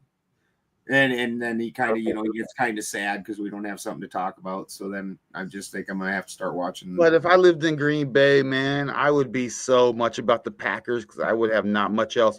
I'd have my spare car that I'm building, my I don't know, some sort of muscle car. And I would be all about the Packers in my bear cave, and that's it. And that's that. I get it sometimes. We're also from Minnesota. We're from South Dakota, right on the border of Minnesota. It's also frozen tundra. And ice fishing is fun, I bet. My dad was the third-ranked ice fisherman in the country at one point in time. Dude, no way, bro. Yeah. Dude, and check this out, Benny. You'll respect this. Where like my geoastrological things is Harper's Ferry. Harper's Ferry is it's the #1 fly fishing place in the world. Oh, nice. Ranked. Look it up. This is trust but verify. Harper's Ferry. And this is the middle of Maryland, West Virginia, Virginia. There's 3 rivers, and it's the fly fishing. And it's the trail goes through it. The Appalachian Trail goes through it. and this is a magical, mystical place. So fly fishing is. I wish I could tell you I had a family member that was ranked, but I feel like everyone. It just seemed like everyone was fishing all the time. It's hard to even. Yeah. I had to stop fishing when I was younger. I was really good. Like bass. Oh, you were. I would upset my grandfather. Ah! I catch too many fluke. He'd be upset. I only like fishing for. I don't fish anymore. I've been a vegetarian for a real long time now. But when I was young, I fished, and I enjoyed fishing for walleye in northerns. But that's about it. I only went once. Had to retire right after. Shout out sports. Sorry, someone saying what's up to the chat. Shout Sports out sports. Sports ball. Sports ball. Tallulah. I like this name. Yeah, I'm not a sports ball fan myself. Chris. Leave me alone, dog. What's up, man? Alan Marcus is a Christian rock wizard. He knows all the Christian. He knows the ins and outs of all of it. It's all about Reliant K. I like Reliant K. They're Christian rock. Christian rock? Hold on. I have no idea who that is. I Like a listen to pop punk band that was on the radio. I listen to Appalachian music. I listen to bluegrass mostly. Oh, Yeah. Yeah, there's some good tunage around here. Yeah, Jimmy Driftwood's one of my favorite of all time. Okay. Yeah. Okay. What? No, you can't. I either listen to that or I listen to a lot of like folk music from Europe. Like I listen to a lot of old Scottish music, like old Scottish folk songs, old Irish folk songs. I like the ARRR songs too. Them are hilarious. They crack me up. I'm trying to think who. There's that one band that isn't there that one? What's one of the famous Irish folk bands? The Silly Wizards. See, damn, I can't even I remember. will walk 5,000 miles. No, I'm thinking more even like That's more not correct, obscure. Oh, we got No, we got a Time Will Tell fan in the chat. Oh, we're gonna. I got all the British invasion bands. Yeah, man. Van Morrison. No, these are like folky music. McDonald is what the hell's his name? Alistair McDonald is probably the biggest folk music over there. Okay. For Scottish, anyways, he's not Irish. The Irish, it's the Irish Rovers is probably about the biggest band. Mm-hmm. Or either them or the Silly Wizards. But it's Scottish, it's Alistair McDonald is probably the biggest. Like, oh god, his version As Long as There's 100 is so good. I have to check that out. It's about the Declaration of Arbroath, where Scotland they said, and it's always been a funny thing to me because like in the debate world they have this whole no true Scotsman fallacy. But then if you look at historically, the Declaration of Arbroath says as long as there's 100 Scotsmen, that England can never own Scotland and that they will die, to the end. I've heard of that. Yeah. I've heard of that. That's yeah. That's awesome. They all took a piece of their tartan and ripped it off and tied it on the bottom of the Declaration. Chris, let's hear your Scottish accent, man. Go. Oh, Scottish man. accent right now. Go. I can't do it. You know I can't do it like that. Benjamin Scottish accent. Go. I can't do Scottish. Everything I do ends up turning into fucking Germanic, fucking Northern. What was the name of the thing you just said? Give me two more. Give me two words. You were talking about a paper of Oh, the Declaration of Arbroath. The Declaration. Declaration of Arbroath. I just can't. The Declaration. It is clarity. That's not bad. That's not bad. Because it was not made in Scotland. It's crap. Go, Benjamin Barterson. join the Scots. Oh man. I'll get it. I'll get it for like 2 seconds, and then it'll immediately turn into a Germanic accent. I'll start sounding like a fucking German almost. Oh yeah, immediately. Venus, dude. It was so weird when I went to a place and I'm like, "Can I get that?" And he's like, "Venus Schnitzel." It was like a man. Yeah. So weird. The highest pitch. Das Venus Schnitzel. Yeah, and I'm like, "Whoa, what?" I was confused. I was like, "Why is this sound? Why is this not computing in my you know?" Guys, Yeah, let's get out of here, man. We've been crushing, man. We've been on here like how many hours since we've been out here since last year, man. I think so. I do like ending shows right around 4:20. It's always a good time. Yeah, no, damn, 4 hours. That's the longest this show's ever went. It went fast, Chris. What'd you say? It went fast, and you left and came back. I know. And these long shows. It was a fun show. Watch this shit later, dude. I don't know. But you'd be surprised, man. Be surprised. Thanks for having me on, gentlemen. Yeah, man, it was good seeing you, brother. We definitely have to do another one where we catch up on the videos that you did again and finish up what we were doing last time, where you were going over your presentations. Understanding period, and there's this other guy, Luke, that I would like to get involved in that would also completely nerd out, and we can have a conversation that nobody else understands in any way, shape, or form. Awesome. Let's definitely set it up after the holidays, after Christmas and New Year's. Have a good Yule, guys. Merry Christmas. You too, brother. And Ronin. Chris, you're awesome. Benjamin, appreciate you. Chris, anything else? Was that awesome or what? I thought that was fun. Oh, very fun, brother. Very fun. Dude, I think I did fine too. I think I held my own on talking and stuff. You did. Saying things when, You did. Sweet. That was a good show, brother. All right, let's get out of here. Get out of here. Appreciate you. Merry Christmas. Have a wonderful. You too, man. Have a good time with the family. Yeah. Later. Peace. Later, brother.